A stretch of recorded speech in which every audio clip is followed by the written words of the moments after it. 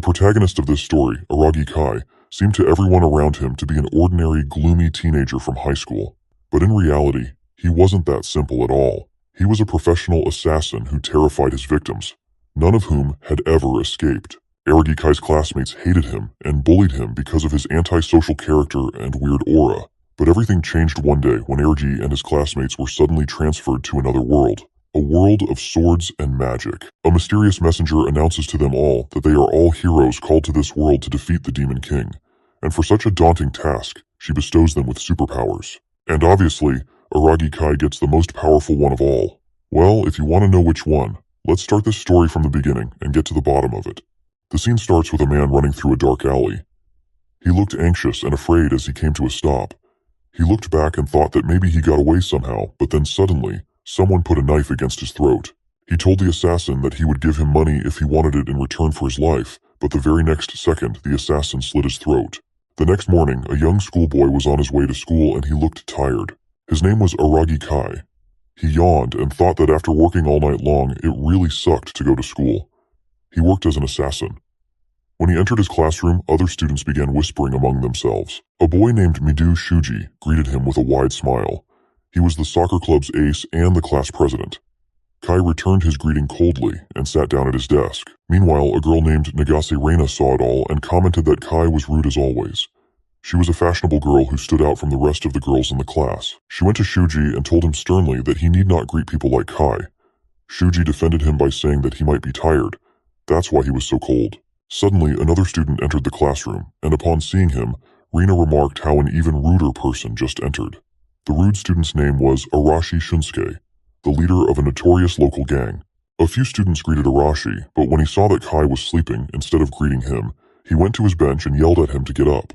He drew his hand to grab him, but Kai grabbed his hand before he could react and said that he was sleepy and asked what he wanted from him. He let go of his hand, and Arashi called him a weirdo. Suddenly another student named Kenzaki Rin asked them to be quiet.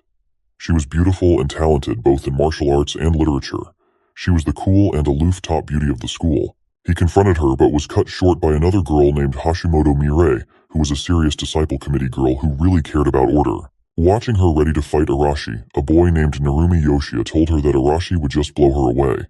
Yoshia was a shallow and frivolous guy. Everyone soon got back to their seats. This was Shinzo High School, first year, class, and it was just another regular day in a class with a lot of problems. Kai was still keeping his head down when he suddenly sensed something.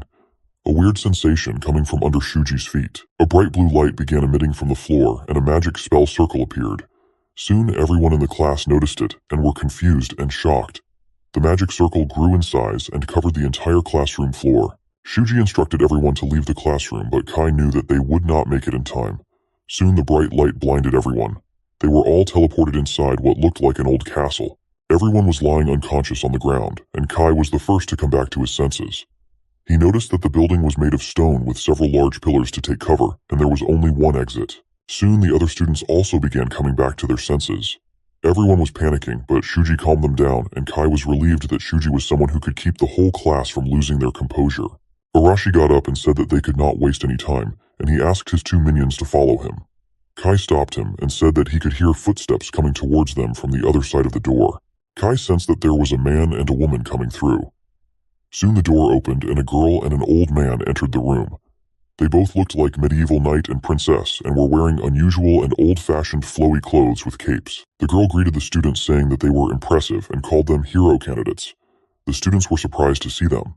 Kai analyzed both of them and concluded that the man had the physique of a sword user and he had his guard up too. And as for the girl, he sensed slight muscles, but she seemed pretty normal to him. The girl introduced herself as Leonora, the Archbishop of the Holy Country, Diggerest, and the man with her was Gaius, who was a knight and her protector. Arashi told her that he had never heard of the country before and asked her if she was messing with them.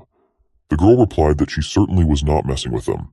Shuji came forward and explained to her that they suddenly found themselves there and were thus a little bit on edge. The girl began explaining the entire thing to them. She began by saying that they were summoned to a parallel world as a hope for humanity to defeat the evil Demon King. They were the parallel world's hero candidate. It was hard for the students to believe something like that. Gaius told Arashi to watch his mouth while talking to the saint of the country. Arashi was unfazed by this, and this made Gaius draw his sword, but Leonora pacified him. Arashi jumped at Gaius, and Kai was amazed by his bravery. Before Arashi could land an attack, Gaius flung his sword and made a little cut on his head. His attack was so fast that no one saw it. Leonora apologized for his aggression and said that she would explain everything to them in detail, but for that, they all had to be quiet and listen to her. Her demeanor suddenly changed from being calm to being scary. She explained that because of the Demon King's invasion, humanity of that world was facing extinction. The country of Diggerest continued resisting, but they did not have the power to completely stop the invasion anymore. Kai thought that the story was a pretty common one. She continued that they were the last hope of humanity. Upon hearing this, the students replied that they could not do this as they had never fought before. Some of the girls were already crying.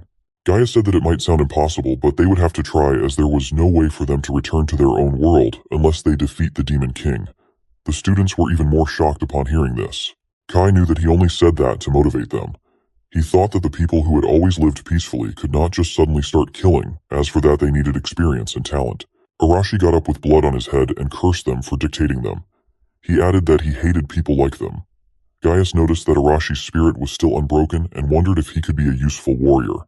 Gaius held his sword and decided to kill Arashi, as he could be trouble to them, but before he could do anything, he saw that Leonora was healing Arashi's wound. She explained that the power she was using was called the System and was granted to them by their gods. She simplified it for them and said that it was just like magic from their world. Kai noticed that she knew about their culture and wondered if she had previously also summoned people from their world. She walked toward Shuji while saying that the power was the reason why she summoned them all there. She raised her hands and Shuji's wrist began glowing, and soon he had a sword made of light in his hand. She further explained that they could wield the power of the System and awaken their innate abilities of divine protection. She said that she knew she had a selfish request as she called them all there and now they could not leave and asked them to lend her their powers. Shuji said that no matter how much power they gave them, they still could not fight right away. She replied that they will indeed be trained and during their training will be taken care of. Shuji took control of the situation and told his classmates that he knew they were scared, but the first thing they needed was information and protection. He told them that they should hear them for now, and the classmates agreed with him. When Leonora saw that they all were ready to lend their hands, she began giving them their divine powers. Mireri was given telekinesis. Arashi got explosion powers. Rina received fire powers. Yoshia received wind powers, and others also received different and amazing powers. Leonora asked if anyone was left, and Kai raised his hand. She gave him his powers too, and he noticed that his field of vision was changing, and as soon as he finished getting his powers, he could read Leonora's stats. His eye color changed to red, and Leonora told him that he had received the power of judgment, which was rather rare. The power would let him see his target's stats and details. He tried his powers on himself, and he was able to see his own stats. Arashi also tried his powers and made fun of Kai by saying that he only got a new eye color. Kai noticed that the students were acting high and mighty. They didn't even have much information about the world yet, and their powers were also borrowed and could be taken away any time. But he was chill because he had plenty of other ways to kill people. After everyone received their powers, Leonora told them to take some rest. In the evening, the hero candidates were taken to their personal rooms. Kai sneaked out of his window in search of more information. Outside guards were patrolling and talking about how the hero candidates looked weak. They made fun of how those kids are chosen to defeat the Demon King. One of them said that the saint surely knows something which they do not. Kai listened to their chat entirely. He used his judgment power to check the stats of one of the guards and noticed that he only knew swordsmanship. He soon left in search of more information. He had also learned about the structure of the city, which was a fortified city. He wanted to get inside the inner castle, but the gates were heavily guarded, so it was hard to sneak in. He decided not to rush things and come back another time. Meanwhile, in an open field, Rina was looking for a good spot with her two minions. They were there to practice their new powers. They began conjuring their respective elements and observing them as Rina was curious to know more about the whole divine protection stuff. Kai was hiding in a bush and spying on them when he suddenly felt a strange sensation. The girls also heard a weird noise coming from the bushes. It was a giant lizard-looking creature and was attracted by the girls' magic. Kai quickly used his magic to see the monster's stats, and he was shocked by its overwhelming stats. Soon, the monster roared and began chasing the girls. Kai concluded that the lizard was strong and aggressive, but it only ran in a straight line and also lacked intelligence. He threw a knife at it, and the knife successfully penetrated his thick skin. Meanwhile, Rina stumbled and fell on the ground. The monster had caught up to her and was about to step on her when suddenly it stopped moving. When the girls looked around, they saw a knife puncturing its head, and it was bleeding.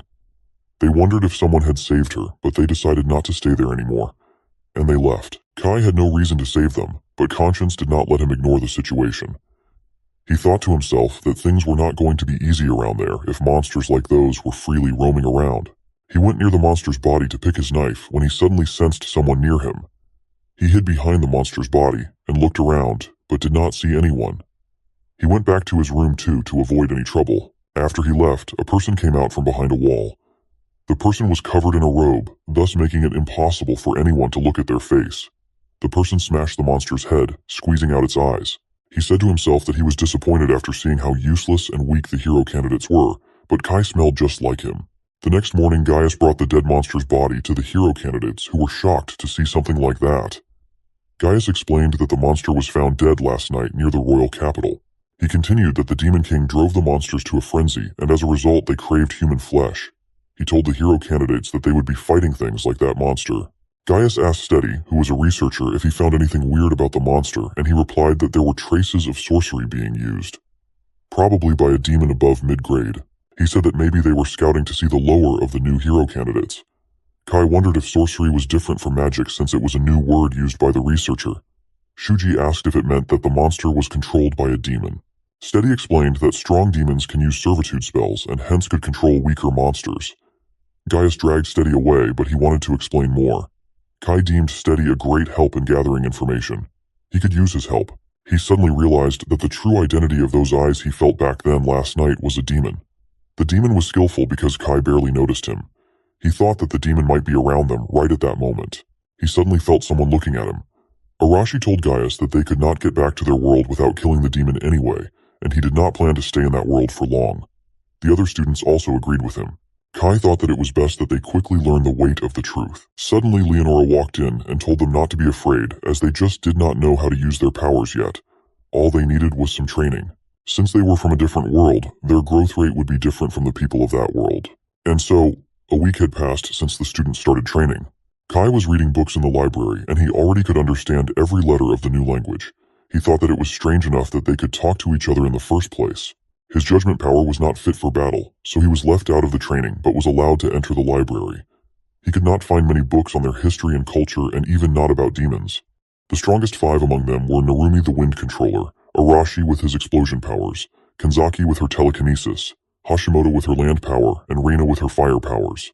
However, there was another person with a clearly extraordinary growth rate. It was Shuji. He grew stronger than the people he learnt swordsmanship from. Kai used his judgment power and noticed that all his stats were above B grade, and just last week they were below D grade.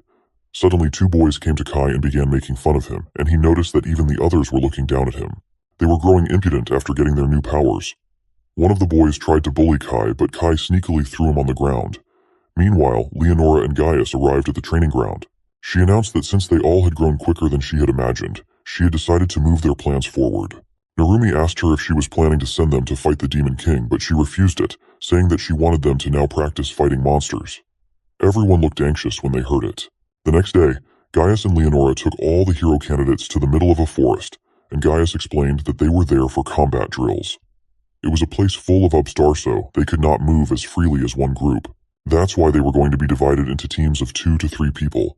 Hearing these, all the hero candidates made their own groups, leaving Kai and Kanzaki alone. They had no choice but to team up with each other. Kai thought that she had a confident and apathetic personality, and also she was proud. She caught him staring at her. Meanwhile, Leonora announced that since it was a special occasion, so the team which will defeat the most monsters would receive a surprise reward. Soon the combat drills began. On their way, Kanzaki told Kai that her powers were superior to everyone else's, so she did not need him to do anything. She asked him not to stand in his way. Kai accepted the offer and said that he would leave everything to her. Seeing this, she asked him if he did not have any pride. He sensed 4 entities around them who were hiding. One of the monsters rushed at them, and Kanzaki used her powers. Her power was called Domination, and it was an ability that enforced the user's orders on their target. She ordered the goblin to bow down, and he did exactly that. She looked visibly tired after a few minutes. She explained to him that she used to get tired when she used her powers for too long because it consumed a lot of mana. He asked her to just kill the goblin because another monster was about to attack, but she was a little hesitant because to her the monster looked a bit like a human. Kai put sense in her by saying that it was a monster after all, which tried to attack them earlier. He picked a stone and concluded that she was just a naive student from Japan who was too used to peace. He was playing with the store when suddenly the other 3 goblins also appeared. She ordered the goblins to bow down and ask Kai to help him instead of just standing there. Kai replied that she was the one who asked him not to get in between. She sighed and ordered the goblins to twist their own necks, and this killed them. He was amazed to see that she could enforce such orders too, to which she replied that the more difficult the order was, the lower were the chances of success. She was disgusted to see the corpses of the goblins, but Kai comforted her with his words of wisdom. She asked him how he could be so calm when he did not even have powers. He told her not to worry about him as this was his strong point. He asked her if she wanted to return if she was too scared of it all, but obviously she denied the proposal with pride. He knew that she was just trying to look brave, but he also admitted that she was not too bad after all. Meanwhile, Narumi and Hashimoto were running from a monster who was too strong for them. But running was not an option for them, so they decided to attack the monster together using their wind and rock powers. They hit the monster with a giant boulder, but it barely scratched it. They were helpless and did not know what to do next. Kanzaki wanted to go back to her world as she had not repaid her grandfather for raising her yet. She really wanted to show him how much she had grown up. She was lost in her thoughts when Kai asked her if she wanted to keep going since they could get lost. They both got into a banter, and she wondered why Kai was so mysterious and stubborn. They were messing around when suddenly they heard a loud noise. Kanzaki recognized the voice to be Hashimoto's. Kai asked what they should do, and she replied that they should obviously help her. Meanwhile, Hashimoto was thrown feet away by the monster, and she was wounded and bleeding. She asked Narumi to run away, but it was too late as the monster was about to attack him too. Kanzaki used her powers and ordered the monster to stop. Narumi thanked her, and she said that the monster was too powerful and could not be halted for too long. Kai asked Narumi if Hashimoto was alive, to which he replied that she was, but she was really injured. Kai asked her to carry her on his back and get out of there. He was reluctant to leave, but seeing her condition, he left. When he left, Kai used his powers to see the monster's stats and was amazed to see some pretty high stats, especially the defense. He knew his attacks would not damage him a lot, and he also noticed that it was a mutant, and he wondered what it was exactly. Kanzaki yelled that she could not hold it anymore, and he told her that she had bought them enough time and they should run away too. She agreed, seeing the situation, but she could not use her legs anymore because she had used all her energy into stopping the monster. Seeing how bad the situation was, Kai pulled out a smoke grenade and triggered it. This bought him some more time to grab Kanzaki and hide away. She was a little flustered for being carried in his arms. She asked him what the smoke was, and he explained that it was a smoke grenade which he had made while they all were training. He was lying as he had some equipment on himself before being summoned. Since it was not much, he did not want to use them carelessly. They were basic assassin equipment. Kanzaki apologized to him since she was the one who said that they should go and save them, and she ended up being saved herself. Kai asked her not to say sorry, instead she could thank him. Again, a banter between them followed. She said that they should run away, but he replied that there was no need for that. They both saw Shuji and others arriving at the location, and without wasting any time, he attacked the bear for hurting his friends. Shuji swiftly attacked the monster and injured its hand. Rina jumped in and used her fire powers at the monster, but it didn't seem to affect it much except for slowing it. They again jumped at the monster. All the while, someone was watching them from a distance. It was a veteran assassin demon named Delphus. Delphus smirked and said to himself that the armored monster could not beat the hero candidates because of their quick growth. He liked how calm they were, especially Shuji. It was supposed to be a scouting mission, but it was time for a change of plans. He decided to end them there. Meanwhile, Shuji and the others were able to defeat the monster. Delphus grinned and was about to attack them when suddenly he was stopped by a dagger on his neck. It was Kai. Delphus was stunned to be caught like that. He was stressed and wondered how Kai was able to get behind him. He needed a way to quickly escape. Kai slashed his legs and threw him on the ground. He asked him not to make noise as he did not want Shuji and the others to notice him. Kai said that if he would answer some of his questions, then he would let him go. Delphus was not ready to give up, but he had no other choice as Kai had the upper hand. Kai wondered if the person who was watching him the other night was him only. Kai said that he knew they were being watched, and it was his plan to let Shuji and the others to fight so that he could be lured out. Cutting him short, Kai said that he needed information since it had not been long since they came to this world, and he would have to tell him whatever he would ask him. Delphus smirked and declined, but Kai slashed his hands too and said that it would be easier if he just cooperate. Delphus told him not to underestimate him and saying that he consumed some poison he was carrying, thus killing him on the spot. Kai understood that the army of the Demon King would not be easy to fight with. Suddenly Kanzaki came to him and was shocked to see the dead body lying near them. Kai asked her since how long was she watching, and she replied that since the person was on the ground. He explained to her that the dead demon was an assassin from the Demon King's army, and the monster from earlier was his pawn. And back when the first lizard monster was seen, That too was his doing. She was scared a little to know that the Demon King was trying to kill the hero candidates. She asked him how did he notice the assassin when no one else did. He thought that there was no reason to hide his secret, and he confessed to her that his family was in the assassination business, so he could smell that he was in the same line of work. Kanzaki was shocked upon this revelation. He told her that it was upon her to believe, and also asked her not to tell anyone about the dead body, as the hero candidates were already shaken by Hashimoto's condition. She agreed to him and said that she did not know that he cared about them so much, to which he replied that it was simply because they were not used to fighting like him. All the hero candidates gathered around Hashimoto, who was severely injured and lying on the floor. A student named Hano, who had healing powers, sat down near her and used her powers to heal her. Everyone was amazed to see her powers. She announced that Hashimoto would be healed in about an hour. Hero candidates were praising Shuji for defeating the monster. Suddenly, Leonora and Gaius walked in, and the candidates asked them where they were all this time and why did not they help them when they needed it. Gaius explained that he was there all the time, keeping an eye on them, and that it would not be a good practice if he just saved them every time. Shuji said that the condition was severe, and Hashimoto could even lose her life, to which Gaius replied that putting one's life on the line was a natural part of practical military drills. That was the kind of battle they would be facing going forward, and thus they should not be making feeble complaints. Shuji questioned him when he said that the area only had weaker monsters, then how did the armored monster appear? Leonora said that it must be because of the demon assassin, as armored monsters are not supposed to be in that area. Gaius and Leonora decided to strengthen their defenses as they didn't know that Kai had already killed the assassin. Leonora also added that they should be increasing their level of training, as at their current level, they would all just die. Everyone was scared to hear that, and Shuji tried to talk some sense to her, but she told him that getting stronger was the only way to live. Arashi did not like that they were being ordered around, and he jumped in to talk to Leonora, but Gaius stopped him and then said that they were all just pawns of Leonora, and they should not think that they could just disobey her orders. The situation was getting heated up, and Shuji jumped in to calm Arashi down, as they had no other option other than to obey them. Gaius was impressed by Shuji, and he told the candidates not to worry as they were important pawns for the country, and they would not do anything bad to them as long as they all acted properly. Arashi still was not satisfied, and he attacked Gaius with his explosive power, but Gaius was quick to evade it, and he punched Arashi so hard that he fell to the ground. Saying that they all were weak, and that from the next day things would only get tougher, he and Leonora left. Arashi got up with a bleeding face and swore to kill Gaius. The next day, Steady the researcher was in charge of the training. After a brief conversation about the last day, he said that they were going to fight monsters at his research facility. Inside the facility, all kinds of monsters were locked.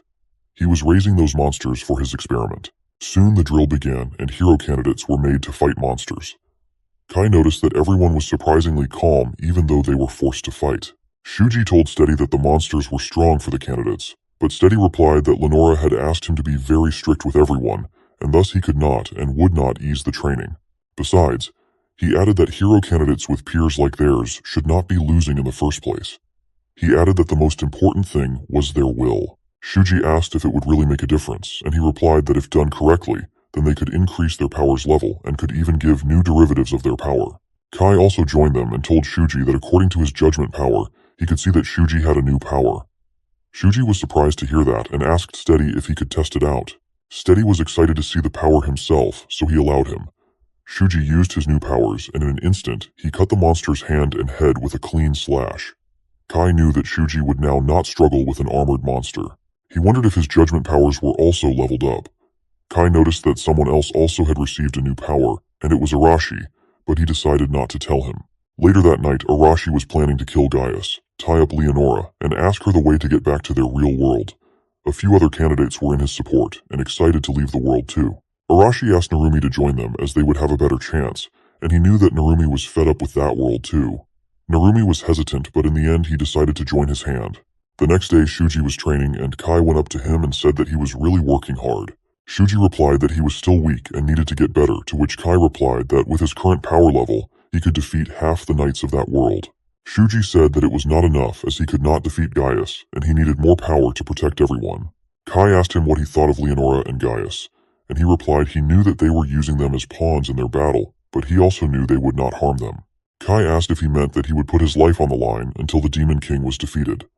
Shuji agreed, and said that he had made up his mind, but he must be the only one that had to fight. He would become the country's hero and defeat the Demon King, and would try to negotiate and make sure everyone else could live safely in exchange. Kai asked if Leonora would allow him to do so, and just right then she and Gaius walked in. She told Steady that he would be in charge of the candidates' training while she would be away. Steady was glad to do his part, saying that she and Gaius left. Later, while on their way, Gaius asked her if she was sure that she made the right choice, to which she asked what made him think that. He asked her not to play around and say it to the point. He added that Arashi was stirring something up, and she agreed, saying that it might be a rebellion against them. He asked her next move, and she said that she was curious to see what they would do next. Gaius was a little concerned about the rebellion, as after all they were hero candidates and had powers, so it could be disastrous for them. But Leonora was calm, as she knew they could not defeat her ever. She added that they should create a hierarchy so that they could crush the rebellion and break their fangs once and for all. She also told him that she could see some other suspicious things but would leave them for now. Later that night, Kai was fighting a monster, and he killed him in the same way he killed the monster the first night. He only took 13 seconds, and when he used his judgment power on himself, he noticed that he had leveled up. Suddenly, another monster attacked him, but was one tough and his blades could not pierce him. This was the perfect time to test his new skill.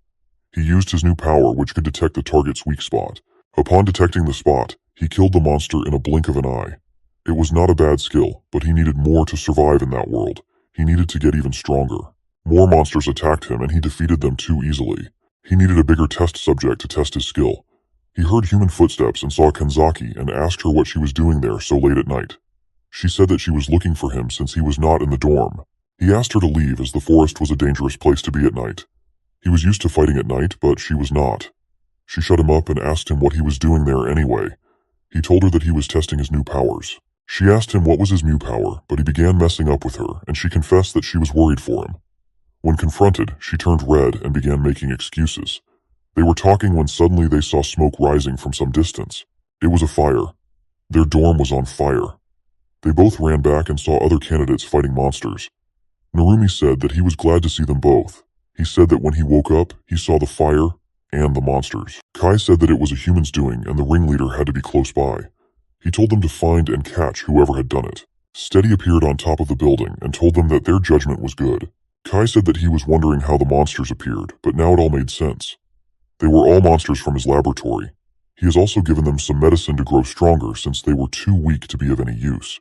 Kai asked him what was objective and what benefit would he get from killing candidates. He told them it was a direct order from above. He was told to destroy the candidates even if it meant to throw away his current position. He smiled and said he did not have anything against them, but he would have to kill them sadly. They asked if it was Leonora's order, but he denied that by saying of course not, as it was not that vixen's order. It was the Demon King's order. He was the Demon King's spy. He said that if he did the job right, he was going to be offered the post of a researcher over there too. Kai asked him if he had fallen so deep into darkness that all he cared about was researching monsters. Steady said that monsters were way beyond human comprehension. He ordered his monsters to attack them, and Kanzaki used her powers to halt them, but it was no use as they quickly broke her spell and attacked her. Kai jumped in and saved her, and this excited Steady a lot as he was amazed by his powers. Kai continued killing the other monsters. He killed almost a dozen of them, and Steady was now furious as Kai did not even have a strong power to begin with. He used judgment power on Steady and saw that all his stats were poor. But what caught his eyes the most was that he too had domination powers like Kanzaki, but even stronger, and that was the reason why Kanzaki's power was nullified. Steady was shaken, and he used something which he did not want to use, but he had no choice. He told Kai that he would soon know what he used. Kai jumped up to attack him as he did not want to waste any time, but suddenly a giant red dragon spewed fire at him. This was Steady's trump card. The dragon began hurling boulders at them. Kai asked Narumi to take Kanzaki and leave as the next attack was coming. Kai again used his power to locate the dragon's weak spot, and it was its neck. He tried to cut it, but his attack power was not enough to do so. Suddenly Arashi appeared and attacked the dragon, and then began boasting about how he could hurt him, but the dragon counterattacked him. Kai told Arashi that they need to take down the monster together. Arashi questioned him as to why he would need him to, which Kai replied that he could spot the weak points, but he did not have enough attack power. Arashi was being stubborn and said that he did not need help from a noob, but they did not have time for that as the dragon attacked again. The dragon spewed fire again at Arashi, and he finally decided to team up with Kai. Kai explained to him its weak point, which was a scale on its neck. Kai planned to get its attention while Arashi would attack at the weak point. Steady ordered the dragon to kill them. The dragon again rushed at them and Kai distracted it while Arashi attacked the weak point. This threw the dragon to the ground.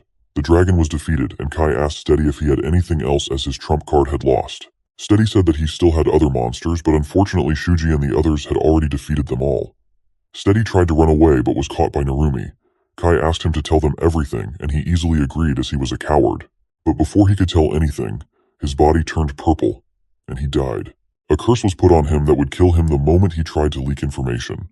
The next day, the candidates confronted Leonora when she returned, as she was the one who left Steady in charge. She apologized and explained that she did not think that a weak demon tamer like him could cause so much damage. Candidates were shocked to know that she knew Steady was a demon tamer. They asked her that if she knew he was a demon, then why did she allow him to be near them? In her defense, she said that she had already told them that their training was going to be harder, and thus what happened was just a part of it. Gaius accused them for not being careful enough to see a fire at night. Leonora told them that they all will be visiting the royal capital next. Focusing on the reveal of the hero candidates, a public parade would be held in the royal capital, and they would be going on stage as leading actors. That evening, they all set out for the capital, and at night, they camped in a field. While eating, Arashi told his minions that there were around 30 soldiers with them, and they were really not that strong. He said that it was time to put their plan into action. They could easily outnumber them. He asked one of his minions to call Narumi and his group over. Kai was listening to his speech, and he agreed that there were very soldiers accompanying them. But it was only because Gaius and Leonora were confident that they could take them down themselves. He went to Shuji and asked him they could talk. Later that night, Arashi and Narumi met in the forest nearby. They were ready to attack the soldiers when Shuji and the other candidates came in their way to stop them. Shuji said that he had heard that Arashi was trying to kill Leonora and Gaius, and Arashi was shocked to know that his plan was leaked somehow. They tried to put some sense in him by saying that there could be another way to do it, other than simply killing them.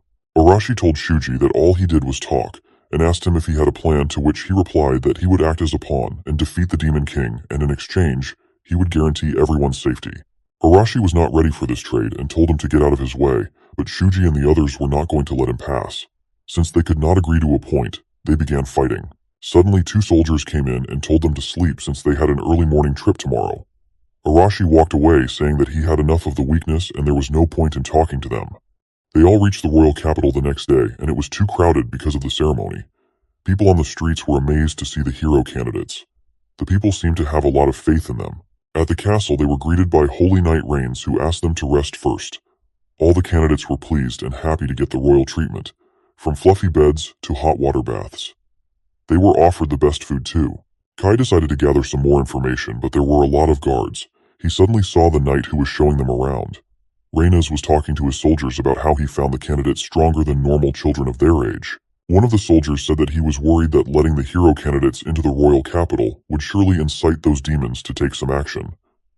Rains told them not to worry, as the candidates were strong and could take care of anything. Kai had more questions, so he thought of going to the town. At night, he went to one of the pubs and ordered ale and some snacks. People were talking about the hero candidates and how they looked like normal kids to them. He noticed that the people there were more afraid of the church than the king or nobles.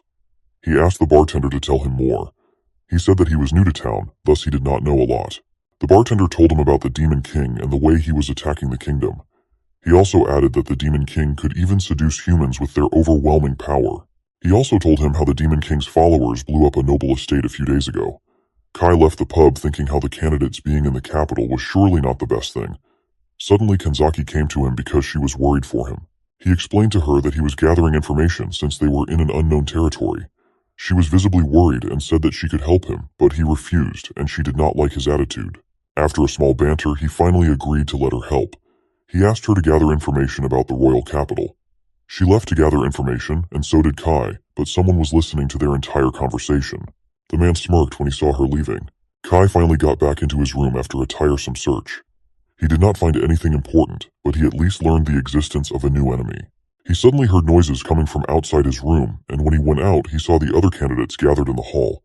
When he asked, he got to know that Kanzaki was missing. They didn't notice him gone too because he didn't share his room with anyone. When asked, he denied that he knew anything. Shuji concluded that she was not in the castle, and since it was almost dawn, they should go out and look for her. They all spread around to look for her. Kai found her student ID fallen on the street. As soon as he picked it up, 4 masked men attacked him, but his reaction time was so quick that he instantly took down 3 men. He asked the 4th one who he was, since they all were pretty untrained spies. The 4th spy was too stunned to run away, and Kai asked him to tell everything he knew. Meanwhile, in what looked like a castle, Kanzaki was tied up and held. 2 spies were interrogating her, but she was not answering them. They wanted to know about the hero candidates. When they saw that she was not cooperating, one of the spies ripped her shirt off. They did not know, but Kai was already inside and was spying on them. He used his judgment powers and noticed that they were pretty weak ones. He couldn't believe that she was captured by such weak men. He quickly killed them. Kanzaki was embarrassed to see him in her exposed state. He unlocked her chains and was about to leave when he sensed someone coming towards them at full speed. It was Rains the Holy Knight, and he attacked them without wasting any time, but they both dodged his attack. He smiled and said that he must really kill them. Besides being the Holy Knight, he was also the general of the Demon King's army. Kai said that the country was close to its end because of how even the capital was full of enemies.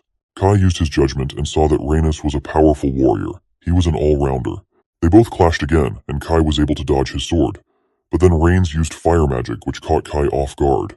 He somehow dodged the attack again, but then Rains engulfed his sword with fire and said that it was over for Kai, but Kai quickly pulled out his gun and shot him right in the middle of his temple. Rains fell down and died. Kai did not want to use his gun for something like that since he had limited bullets, but he had no other choice. He needed to learn how to fight face to face if he wanted to survive in that world. Kanzaki was stunned to see a gun with him and said how scary it was to learn that someone in the class carried a gun with him. He explained to her that it was just standard equipment for an assassin. She thanked him, and he asked her why she didn't use her domination power, to which she replied that after her hands were locked with the chain, she couldn't use her powers somehow. They were leaving, and she told him that those guys were trying to attack everyone from their class, but he already knew it while interrogating the fourth guy he had captured earlier. The fourth guy told him that they were ordered to kill all the hero candidates, and it was him who told her about Kanzaki's location. They wanted to use her as a hostage while attacking others. What they couldn't understand was the fact that he was not killed by the death curse like how Steady died. This meant that this was not done by a demon. This meant that some humans were against them. It was almost morning and Shuji found them and was glad to see her well. Kai told him everything about the Demon King's cult and how humans were against humanity too. The problem now was that they could not tell which humans were their enemies like they could tell with monsters. This meant that everyone needed to be more cautious. They decided not to tell Leonora, as she would simply tell them to look at it themselves. So they ended up deciding to gather everyone and decide a course of action. Suddenly, a smoke appeared around them, and soon they were surrounded by more cult members. They all got ready to fight. Not only these three, but all the other candidate groups were also cornered by the men. Kai read that there were 6 of them, and their stats were obviously lower than Rhaenys, but still they were strong. All the 6 men jumped at them. Kanzaki used her powers to halt them, and Kai pierced their heads with sharp knives, thus killing them instantly. Shuji was a little stressed to see it as they were all humans after all. Shuji tried to debate about it, but Kai shut him up, saying that they were enemies at the end of the day. One remaining cult member attacked Shuji, and he tried to reason with him, but the cult member said that he was just serving his master. Kanzaki was ready to use her powers again, but Kai stopped her, saying that he wanted Shuji to kill the man. Shuji broke the man's sword and asked him to surrender if he wanted to live. But the man was too stubborn and he attacked Shuji, injuring his hand. In a counterattack, Shuji slashed his body. The man was whimpering, and Shuji wanted to leave him there to die, but Kai told him to eliminate him there itself, or else he could be a threat. Shuji was reluctant, but he ended up doing just what Kai told him to do. Meanwhile, Arashi and his minions also defeated all the men. The last man was merciless, killed by Arashi's power. Rina and others were finding it difficult to kill humans, and except Rina, the other girls were getting injured. Suddenly, Leonora appeared at the scene and asked if she should give them the passing grade. The men grew angrier when they saw Leonora, and she said that since they were her candidates, it was to be expected that she would come and help them when they were in danger. One of the men said that she did not even have her knight with her, so how would she do it? She taunted them by saying that they were just a bunch of amateurs seduced by the Demon King, and she did not even consider them as enemies in the first place. All the men jumped at her at the same time, and she used her domination power to stick all of them to the ground. The men could not move, and Rina said that her powers were just like Kanzaki. But Leonora asked her not to compare her powers to something like that, as her domination skill was superior in every aspect, from range to power. Rina asked her why she saved them, to which she replied that she had mentioned about giving a passing grade. They all thanked her for protecting them, and one of the men held her dress and asked her not to ignore them and free them. She looked down and apologized to the man, for he was still alive. She then used her domination power on all the candidates and ordered them to kill the men lying on the floor. Their bodies began moving on their own, and they all killed all the men against their will. Such was the power of Leonora. Kai and Kanzaki were watching it all unfold from far away, and Kanzaki was amazed to see her able to control so many people at once. Her range and power was completely at a different level. 12 hours after the attack, all the candidates gathered again in the hall. A lot of them were in a pretty bad state and shocked. Narumi said that he would not let her go as she made all the candidates kill against their will. Shuji was blaming himself for not getting there sooner, but Kai explained to them that it would not have made any difference, as none of them were currently strong enough to resist Leonora. Kai knew for a fact that since the demon army's general was defeated, they would not be able to make a move for a while. He then asked Kanzaki to come with him. She asked him the purpose, and he told her that in order to find a way to deal with Leonora's domination magic, he wanted the help of someone who had similar powers like her. He then asked her to dominate him with her powers. Hearing this, she was flustered and all red. The day after they repelled the cult members, the kingdom held a massive parade celebrating the summoning of the hero candidates. This was the proof that the hero candidates displayed their power during their battle against the cult of the Demon King. They were embraced with open arms by the royal capital's citizens. When all the candidates gathered together, Leonora told them that she would like them to return to the Temple City Alpha. Kai explained to the others that it was the name of the city they were summoned to, and he thought that it was under Leonora's control. He asked Leonora if she wasn't coming with them too. She replied that she still had some matters to take care of, so she would be leaving them all under Gaius's care. Rina said that they wished they could return, but their dorms were burnt down. Rina noticed that one of the girls was looking flushed and was not even able to answer the questions. She was too afraid of Leonora. Leonora left with a grin, and all the candidates held resentment against her. Soon, Gaius took all the candidates with him towards their destination. At night they all camped, and Arashi and the others again went into the forest. Kanzaki asked Kai if they were really going to do it that night, and he replied that Leonora was not there and all the soldiers were weaklings, and hence it was the best opportunity to kill Gaius. Under these conditions, there was no reason for him to stop them, and he would just enjoy the show. Meanwhile, Narumi had taken Gaius deep into the forest, saying that he had seen a giant monster. Gaius fell into his trap as the road led to the royal capital, and a monster lurking around there was dangerous. Suddenly, Arashi attacked Gaius from behind with his full power. Gaius was not expecting the attack, and so he took the hit and began bleeding. Arashi told him that even his best attack couldn't kill him. Gaius was not steady on his feet, and he suddenly stepped on a landmine which blew up. Arashi smiled and said that it was all a trap set up for him. Gaius used mana to defend himself, but he still was injured greatly. Gaius said that he was disappointed in him as he didn't expect him to ambush him like that. Suddenly, all the other members of Arashi's group surrounded the old man. Seeing the gravity of the situation, Gaius threw a light ball up in the sky which acted like a firework. Kanzaki and Kai also saw that from afar, and Kai remarked how Arashi had messed up. The light ball was a distress signal, and the soldiers saw it and went towards that direction. They could not reach the location since Kai got in their way and killed them all. Meanwhile, Gaius was getting beaten by the candidates. He could barely keep up with them and their powers. Soon he lost his one arm and was all red with blood. Arashi complimented him by saying that he was tough for his age. Narumi told him about the distress signal and said that he was trying to buy some time, but Gaius replied that there was no longer any need for that. Leonora walked in with her usual smile and said that Gaius was driven quite into the corner. The candidates were shocked to see her. At the same time, Shuji, Reina, and other candidates saw Kanzaki using her domination power to tie up some soldiers. She told them that she was following orders, but they did not buy it since they knew she was not the one who would follow someone's order. Kai came in and told them that she was following his orders. Shuji was again stunned to hear that he killed the guards. He explained that Arashi already had his hands full fighting Gaius, so he took care of the guards. Shuji and the others understood the entire thing now. Shuji asked him if he teamed up with Arashi, to which he replied that he was just doing what he wanted to do. Kai told him that he should be looking for Arashi rather than bugging him. Shuji and the others left to look for Arashi and the others.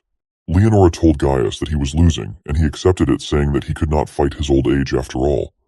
Arashi said that after everything that has happened, he was not going to tuck his tail between his legs and run away. One of the candidates asked him if she wasn't the one who was controlling them.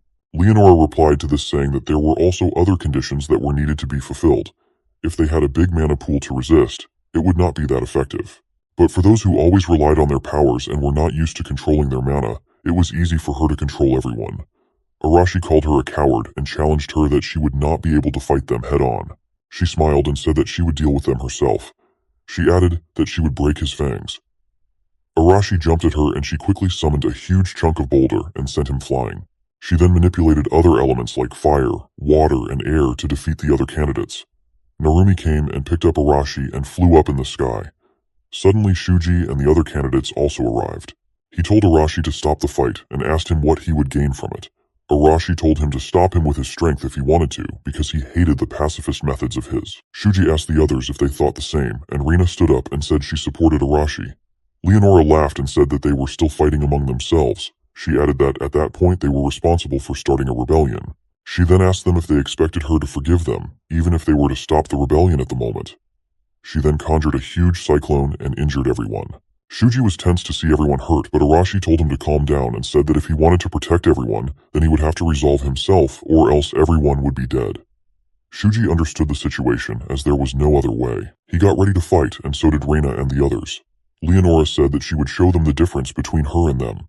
Meanwhile, not so far away, Kanzaki asked Kai what they should do. He told her that once Leonora uses her magic to enslave them, then he would join in. Until then, they should trust the other candidates. The candidates were ready to fight Leonora, and Gaius managed to get up and said that he was weak, but he still wanted to fight for her. Leonora healed all his wounds, and he was better than ever to fight. Candidates were scared as they did so much to corner Gaius, but now he was back. Rena told him that their number had increased too, so they would make up for it. Leonora told them that they could attack her anytime they wanted. For her, the battle would be a test for them. She added that if they could not win against her, then they could not be a hero after all. Soon, the fight began, and Gaius noticed that it was difficult to fight Shuji with his magic sword. Leonora used water magic to attack Shuji, but Reina nullified it, but still he was injured by the attack. They attacked Leonora, but none of the attacks could even touch her. Meanwhile, Kai was hiding in the shadows, and he used his judgment to check Leonora's stats, and he noticed that although she was a powerful magician, her defense was weak. One good physical attack would be enough, but Gaius was in their way. Arashi asked Shuji to leave Gaius to him and go take down Leonora. Shuji had a problem though, and it was that his magic could not touch her either. One of the candidates gave him a steel sword, and Leonora commented that now he seemed ready for combat, finally. The other candidates could not help Shuji as their powers would not work on her, and they could not help Arashi either as he was fighting in close range. Arashi was able to go head-to-head with Gaius, because although he was healed, his stamina was still low. But he also could not use his explosive power, so again it was equal. Leonora was using ranged attacks at Shuji so that he could not get close to her with his sword. There had to be something which he could do to get close and defeat her, but he did not know what it was. Leonora smiled and said it was expected of Shuji as there were very few people in the country who could dodge her attacks. It was still a one-sided battle since he was not close enough to her. He could not even rely on the other candidates. Shuji dashed at her with full speed and negated her wind attacks. She used ground and fire attacks too, but he dodged them. She noticed that he was unconsciously using magic as an armor, which meant that he was growing in such a short period of time. She was a little afraid of him, but she managed to throw him away with her powers. Meanwhile, Arashi could not rely on his powers anymore and was wondering what he could do to beat Gaius. Gaius slashed his abdomen in one strike. Arashi was angry at himself for not being able to defeat an old man. He knelt on the ground and Gaius told him that this was how far he could go without his powers. Arashi told him that he was meant to be strong, and he then punched him so hard that the old man fell to the ground, bleeding again. He won. Meanwhile, Shuji thought that he had to win, or else his friends would have to suffer. He got up, and a menacing aura surrounded him. Leonora noticed his astounding stamina, but was pretty chill as she knew he could not get close to her. She was wrong, as in a blink of an eye, Shuji was right in front of her, and he managed to slash her hand. It was impossible according to her, but she had no time to think, as now Shuji was right behind her. She managed to use water powers to push him away somehow. She understood that he had gained instant movement powers. He again used his new power and was just an inch away from slicing her neck when suddenly she commanded him to kneel down. He could not move, and she smiled and said that she did not want to use it, but she had no choice. Kai noticed that she had finally used her trump card, and he asked Kanzaki to move. Leonora smirked and said that she did not expect to use enslaving magic, but Shuji made her do it. He was lying at her feet like a statue. Other candidates rushed to save Shuji, but Leonora commanded them to not move, and they all stopped midway. Leonora said that they all did a good job, and thus she would give them a passing grade. She added that she did not expect Gaius to lose, but after all, he was just a knight and could be replaced. As long as she controlled them, it would not be a problem. The candidates were losing hope, and if they did not have any countermeasures, then they would surely lose. She told them all that the reason why they allowed her to summon the candidates was so that when the time came, she could control them freely. Otherwise, they would become threats. Suddenly 3 knives attacked her from behind, but she easily dodged them and said that she knew he was hiding the whole time. It was Kai, and he replied that he was surprised that she paid attention to someone as ordinary as him. She said that from the beginning there was something odd about him. She said that she was disappointed in him because she did not expect him to come out to a losing battle like that. She ordered him to not move, and he too was under her spell. She was explaining her magic when suddenly a bullet hit her shoulder. She was surprised to see that he could move and fire even under her spell. She asked him how he could do so, as she was sure that she was using her magic on him. He again shot her in her abdomen, and she couldn't understand what weapon it was, since guns weren't a thing in her world. Her defense could not keep up. He explained to her what a gun is, and also said that he had few bullets and he did not want to use them. She used her firepower, but only his robe was hit by the fire, and he wasn't there anymore. The next second, he was standing right behind her with his gun aimed at her head. He said that he knew she wasn't a good close-range fighter, and her enslaving magic did not work on her either. She was shocked and in denial. Kai had played a gamble, and he won. The reason was Kanzaki. That night when he asked Kanzaki to dominate him, he explained to her that the skill that was casted first would have the priority over the new casted skill. This meant that if she used her domination power on him first, then it would negate the enslaving magic. And since candidates had divine protection, therefore their powers were superior to magic. Kanzaki was in doubt as her skill was weaker than Leonora's magic. The same thing happened with Steady. Since he had casted his spell before her, therefore he was able to regain control over his monsters. It was a gamble, but they had no other chance. In the present, Leonora realized that it must be Kanzaki, and she was correct as Kai was under her spell. He told her that it was her end and was about to pull the trigger. Leonora was captured and handcuffed. The handcuffs sealed her magic power, and these were the same handcuffs which had previously been used on Kanzaki. She asked Kai what he was planning to do with her. His demand was simple, which was that if she would send them back, then he would release her. She apologized as it was impossible for her as all she could do was summon magic. To send them back, a different magic was required. Kai knew she was not lying because she had no skills to send them back. He asked her then how she was supposed to send them back after they defeated the Demon King. She explained that summoning needed an immense amount of energy, so they relied on their god to summon them. In other words, it was the god who had summoned them. Once they defeat the Demon King, the god himself would send them back. But she did not seem sure about her claim because no previous candidates were ever sent back. This was because they were killed by the Demon King. There might be some survivors, but they went missing. After a short conversation, Kai was ready to kill her, but Shuji stopped him. Shuji told him that he was cooperating only because he thought that Leonora could send them back, but since she could not, then he would like to keep his status of hero candidate. He did not want to become a traitor in that world. Kai asked if they weren't already traitors now. Leonora assured him that she would pretend that nothing happened that night. Shuji said that the crime of killing a saintess was heavy and they could get in trouble for it. The other candidates also agreed with him. Narumi was still on Kai's side. Shuji agreed that killing her was the sensible thing to do, but what would they do after they would kill her? Kai understood Shuji's point of view, but in an unexpected turn of events, he shot Leonora right between her eyes. Everyone was shocked to see that.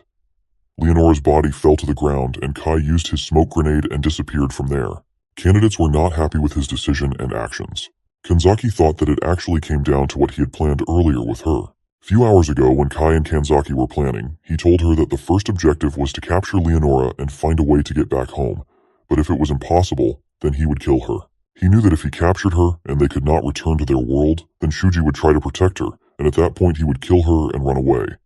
He was planning to bear the sin of killing the saintess alone.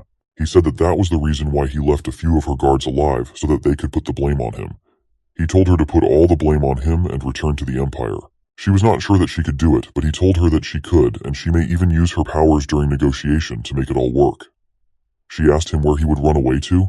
He told her not to worry about him. Meanwhile, far away in a dark castle, a man was updating about his failed attempt to kill the hero candidates to the Demon King. Demon King told him not to worry, as at the end the hero candidates would definitely show up at the front line. The game was getting interesting, and the Demon King was liking it. 2 days after the incident, Kai was living in the forest. He was close to a city and it would take him half a day by foot to reach there. Since there was no way he would be allowed entry after killing the saintess, he decided to sneak in at night. He needed to earn some money and he saw a tavern. Inside the tavern, it was a lovely atmosphere and someone asked him where he was from. He lied that he was from a nearby town and now he was looking for a job. The man advised him to be an adventurer. He would have to take jobs from the guild and would be paid for it. He also told him that the guild was in dire need of new adventures, so they would not even ask for identification. He stayed at an inn and gladly no one recognized him there. He then went to the guild of that town and saw all kinds of people there. He went to the reception counter and got himself registered.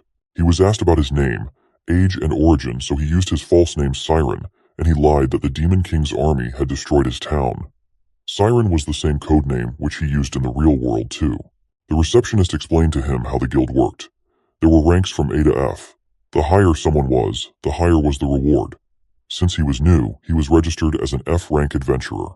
He then went to the bulletin board to take his first task, and soon 3 guys came to pick on him. They were making fun of him, and he really did not like it. Last time, we saw that Aragi Kai was surrounded by some adventurers who asked him not to take the quest. Aragi Kai calmly turned around, thanked them for the warning, and asked them to leave him alone. Hearing this, the boys got frustrated, thinking that Aragi Kai was very cocky. Seeing them surround him, people murmured that those guys were picking a fight with a newbie again. So, one of the boys tried to attack Aragi Kai, shouting that Aragi Kai needed a lesson. But to his surprise, Aragi Kai blocked the attack by grabbing his hand.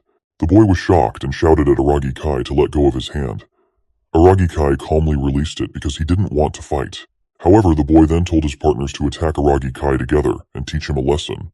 They all tried to attack together, but Aragi Kai easily defeated them and calmly left the guild. As he was leaving, he thought to himself that at least he now knew the level of the average adventurers in the guild compared to hero candidates. It was surprisingly very weak, so he decided to finish the quest as quickly as he could.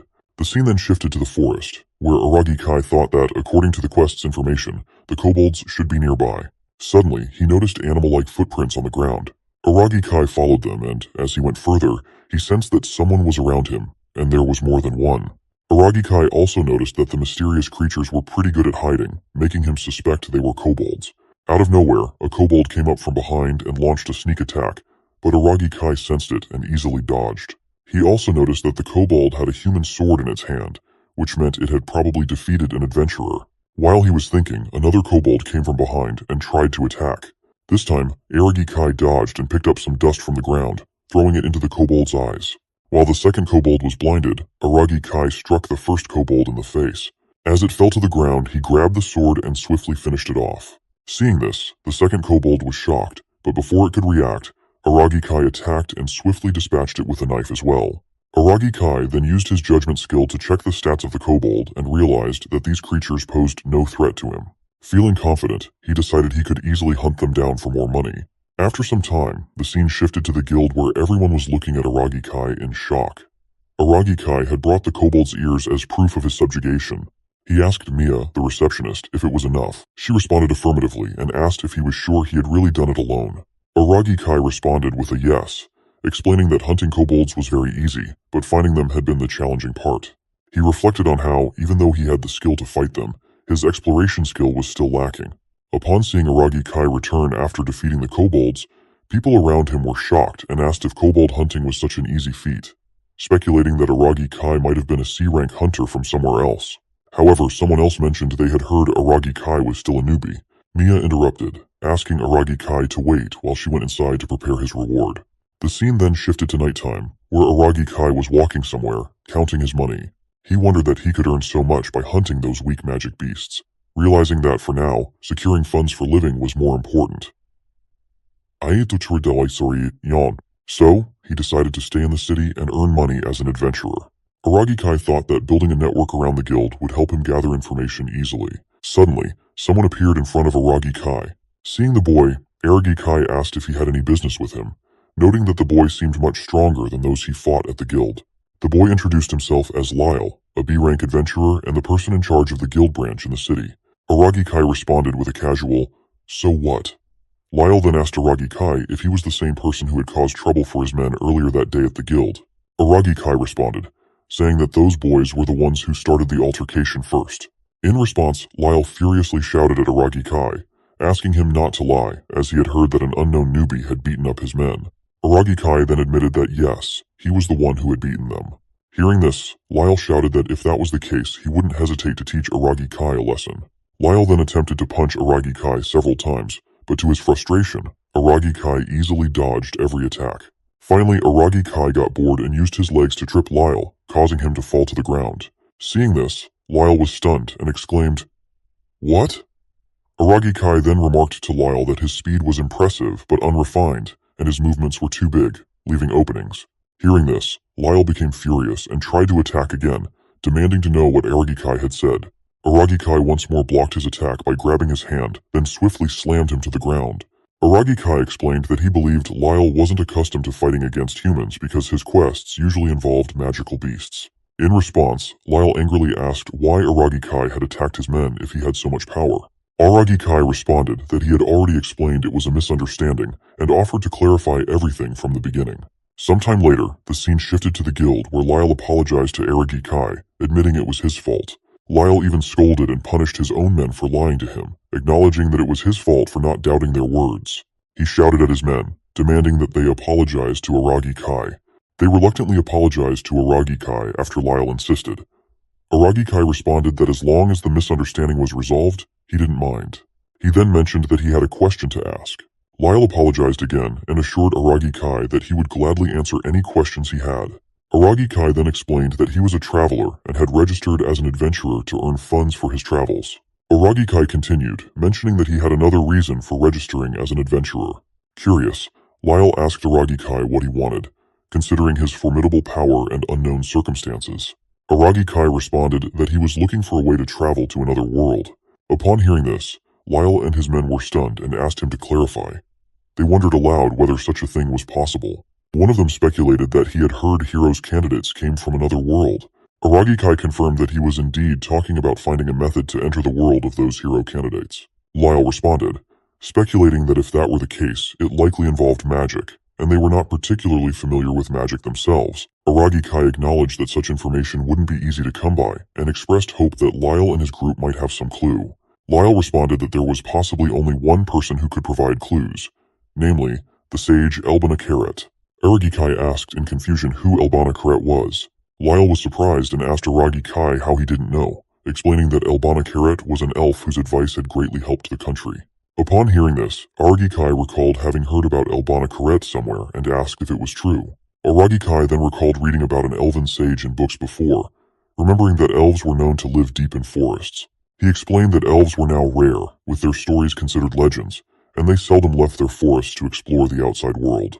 Aragi Kai concluded that the elf who ventured outside their forest and gained wisdom became known as a sage. Lyle added that he had heard Elbana Karet had been alive for over 100 years, and was renowned for possessing great wisdom and knowledge.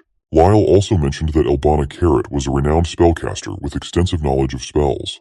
Upon hearing this, Aragi Kai wondered if elves were known for their strong affinity with spirits, which aided them in mastering magic. Aragi Kai also considered that even if there wasn't a specific magic to send heroes back to their homeworld, perhaps with spells they could achieve it. Lyle's underling Raka interrupted, asking if the sage Elbana Karet was still alive, mentioning he had never heard of Elbana Karet, and noting that no one had ever seen Elbana Karet, right? Lyle laughed and replied that he didn't have information about that. He then apologized to Aragi Kai for not providing any useful information. Aragi Kai reassured him that the information was indeed useful enough for him. Aragi Kai then mentioned that it was getting late, so he was heading back to the inn. Upon hearing this, Lyle expressed his curiosity, asking Aragi Kai what he planned to do after discovering a way to travel to another world. Aragi Kai smiled and cryptically responded that he would leave that to their imaginations. Confused, they watched as Aragi Kai left for the inn. The scene then shifted to 1 week later at the guild, where Mia was giving Aragi Kai his reward for completing the quest. After taking the reward and walking outside of the guild, Aragi Kai reflected on how it had already been a week since the incident with Lyle and his group. During that time, he had managed to save up some money. Suddenly, Lyle and Raka approached Aragi Kai and asked if his quest had been completed, suggesting they go for a drink together. Aragi Kai responded with a strange, somewhat sad look and declined their invitation. Seeing this, Lyle remarked that Aragi Kai was very boring and they bid him goodbye. While walking on the road, Aragi Kai reflected on how he had finally gathered some information about the sage. He shared that the sage's name was Elbana Karet, and about a decade ago, Elbana Karet had served as the country's advisor. Now retired, Elbana Karet was said to be living near the western border. It's the place where the country was fighting against the Demon King's army.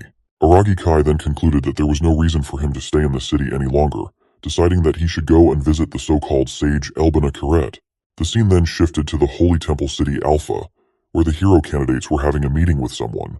Heinrich, the captain of the Holy Knight Order's 8th Knight Corps, mentioned that it had been a month since he took on the responsibility of overseeing the hero candidates, replacing the duties of the fallen saintess. So Heinrich asked Midu Shuji if he had any complaints so far. Midu Shuji responded with a no, indicating that everything was fine because Heinrich was doing a good job. Heinrich expressed his happiness upon hearing those words, stating that the hero candidates were valuable assets to the country, and he treated them with respect accordingly. Hashimoto Murray thanked Heinrich for his concern but couldn't help but feel that he was different from Leonora. Despite this, she sensed something fishy about the situation. Heinrich then directed them to focus on the main topic, mentioning that during the previous day's meeting, it had been decided to mobilize the hero candidates. Midu Shuji was surprised and asked if he interpreted correctly that they were being sent to the front line. Heinrich responded with a yes, confirming that the hero candidates were indeed being sent to the front line. He explained that there were still battles ongoing in the western border. Heinrich then showed them a map and explained that they would be mobilized to a fort on the front line. Midu Shuji responded that he understood and was about to ask about the promise. Heinrich interrupted, stating that he would fulfill his promise to protect those who were not suitable for battle. Midu Shuji gratefully thanked Heinrich for his assurance. Heinrich then explained that he would assign them some tasks in the meantime, emphasizing the need for everyone to contribute to earn their keep. Midu Shuji agreed, seeing the practical benefits of having work to do. Hashimoto Mere asked when they needed to leave. Heinrich responded urgently, suggesting they depart the following morning. He also asked Midu Shuji to inform everyone and ensure they were prepared for the journey. After leaving the hall, as Midu Shuji and Hashimoto Mere walked back, Hashimoto Mere expressed her relief that Heinrich had accepted their request. Midu Shuji agreed, admitting he had initially worried their demands were too much, but was glad everything had worked out in the end. Hashimoto Mere speculated that the knights lacked confidence in controlling the hero candidates without Leonora, which might explain their modesty. Midu Shuji agreed, noting that with Leonora gone, the knights would be on high alert. Hashimoto Mere then wondered about Aragi Kai, pondering where he had gone and what he was currently doing. The scene then shifted to the past when Leonora was killed, and Aragi Kai left the hero's candidates. The bishop asked tensely who could have killed Leonora. Nagase Rina responded that the culprit was Aragi Kai, revealing that he was one of the hero candidates. Hearing this, the bishop and his guards were shocked. The bishop urgently asked about Aragi Kai's whereabouts. Nagase Rina responded that Aragi Kai had run away, noting that he was surprisingly fast for a traitor. The guards began discussing among themselves, debating whether they should send an inquisitor immediately if Aragi Kai's betrayal was confirmed, or if they should first verify whether Saintess Leonora had truly been killed. Arashi Shunshuke furiously asked the bishop to clarify what he had just said. The bishop responded, clarifying that he wasn't outright denying the story, but suggesting there was a possibility that all the hero candidates had conspired together to eliminate Leonora. At that moment, Midu Shuji became tense. To everyone's surprise, Leonora's knight stepped forward and explained that he had witnessed the incident. He revealed that Midu Shuji and the others standing there had indeed been trying to protect the Saintess, but they were overwhelmed by Aragi Kai, resulting in Leonora's demise. The other knight also agreed with the account, prompting the bishop to state that he could believe it if her own knights were confirming the story. He then inquired about Aragi Kai's strength, asking if he was truly that formidable. Midu Shuji confirmed, saying yes, explaining that Aragi Kai had been concealing his true power all along. The bishop then invited them to have a more detailed conversation in his chamber and requested one of the hero candidates to accompany him. Unbeknownst to them, Kanzaki Rin was secretly eavesdropping from behind a wall, using her abilities on the knights. Midu Shuji felt relieved that they had managed to navigate the situation with Kanzaki Rin's assistance. The scene returned to the present time, where Hashimoto Mere asked Midu Shuji if he was still worried about Aragi Kai, suggesting it was pointless to be concerned. Midu Shuji smiled and agreed outwardly, but admitted that deep down he was troubled because he knew Aragi Kai had sacrificed himself for their sake. Midu Shuji was tense because he had resolved to protect everyone, but Aragi Kai had taken that burden upon himself, leaving Midu Shuji feeling powerless to help Aragi Kai. In the room, Midu Shuji gathered everyone and announced that they had been ordered to mobilize to the front line. He instructed all combat-ready personnel to prepare to depart by the next morning. Some of the boys became tense as the reality of facing a real battle set in. Nagase Rina approached them and remarked that it was too late for them to be afraid, reminding them that they had willingly chosen to join the combat group. Hano Shiori asked if they weren't the only ones being sent to the front line. Midu Shuji responded that they were being sent together with the 8th Night Corps under the command of Captain Heinrich. Kanzaki Rin asked Midu Shuji if there was any news about Aragi Kai. Midu Shuji explained that the temple had placed a bounty on Aragi Kai's head and had deployed a significant number of personnel to track him down. He added that there had been no news regarding Aragi Kai's whereabouts. Hearing this, Kanzaki Rin became visibly sad. Midu Shuji was about to console her, but before he could, Nagase Rina angrily shouted that she didn't care whether Aragi Kai was a traitor or not. If she found him, she would burn him to a crisp. Kanzaki Rin, feeling deeply upset, wondered why Aragi Kai hadn't taken her with him. The scene then shifted to the jungle, where all the heroes' candidates and knights, along with the guards, were traveling. As they went further, Arashi Shunshuke sensed something and stopped.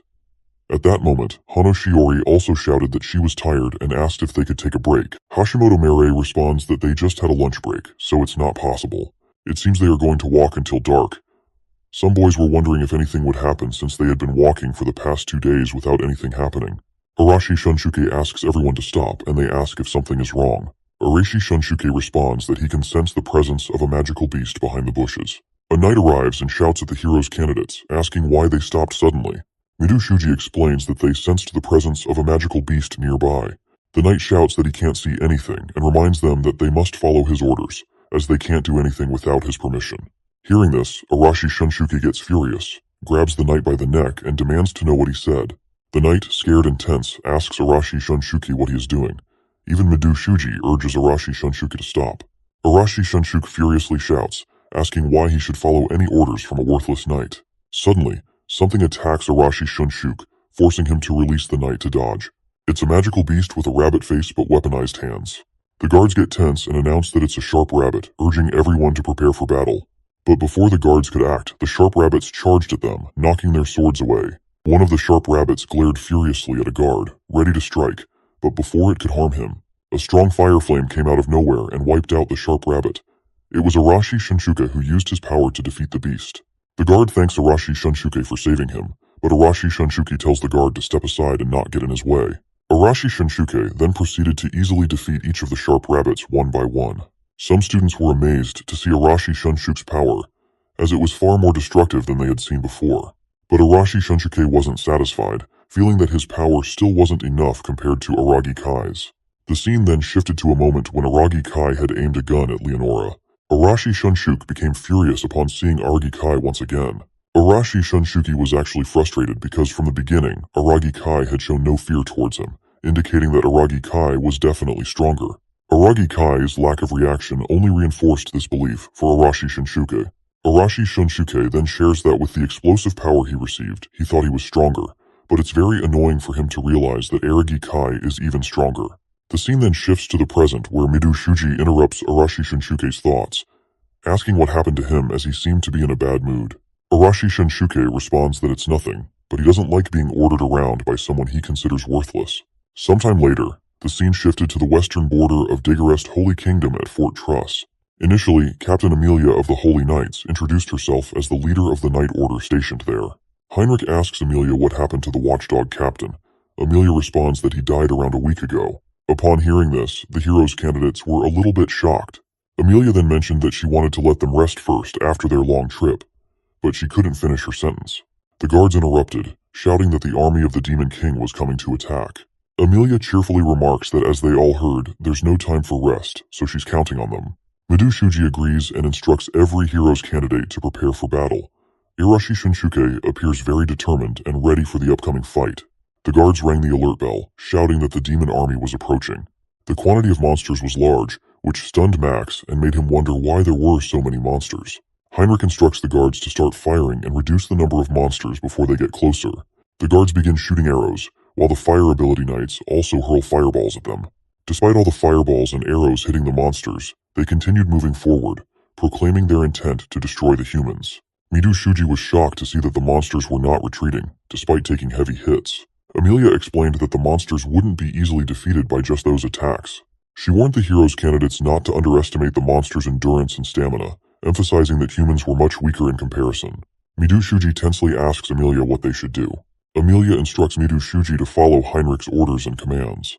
She states that she will lead the Fourth Order Knights to fight the monsters herself. Heinrich explains that he had intended to say the same thing, but some individuals were already down there fighting the monsters. Midu Shuji, confused, asks Heinrich about whom he was referring to.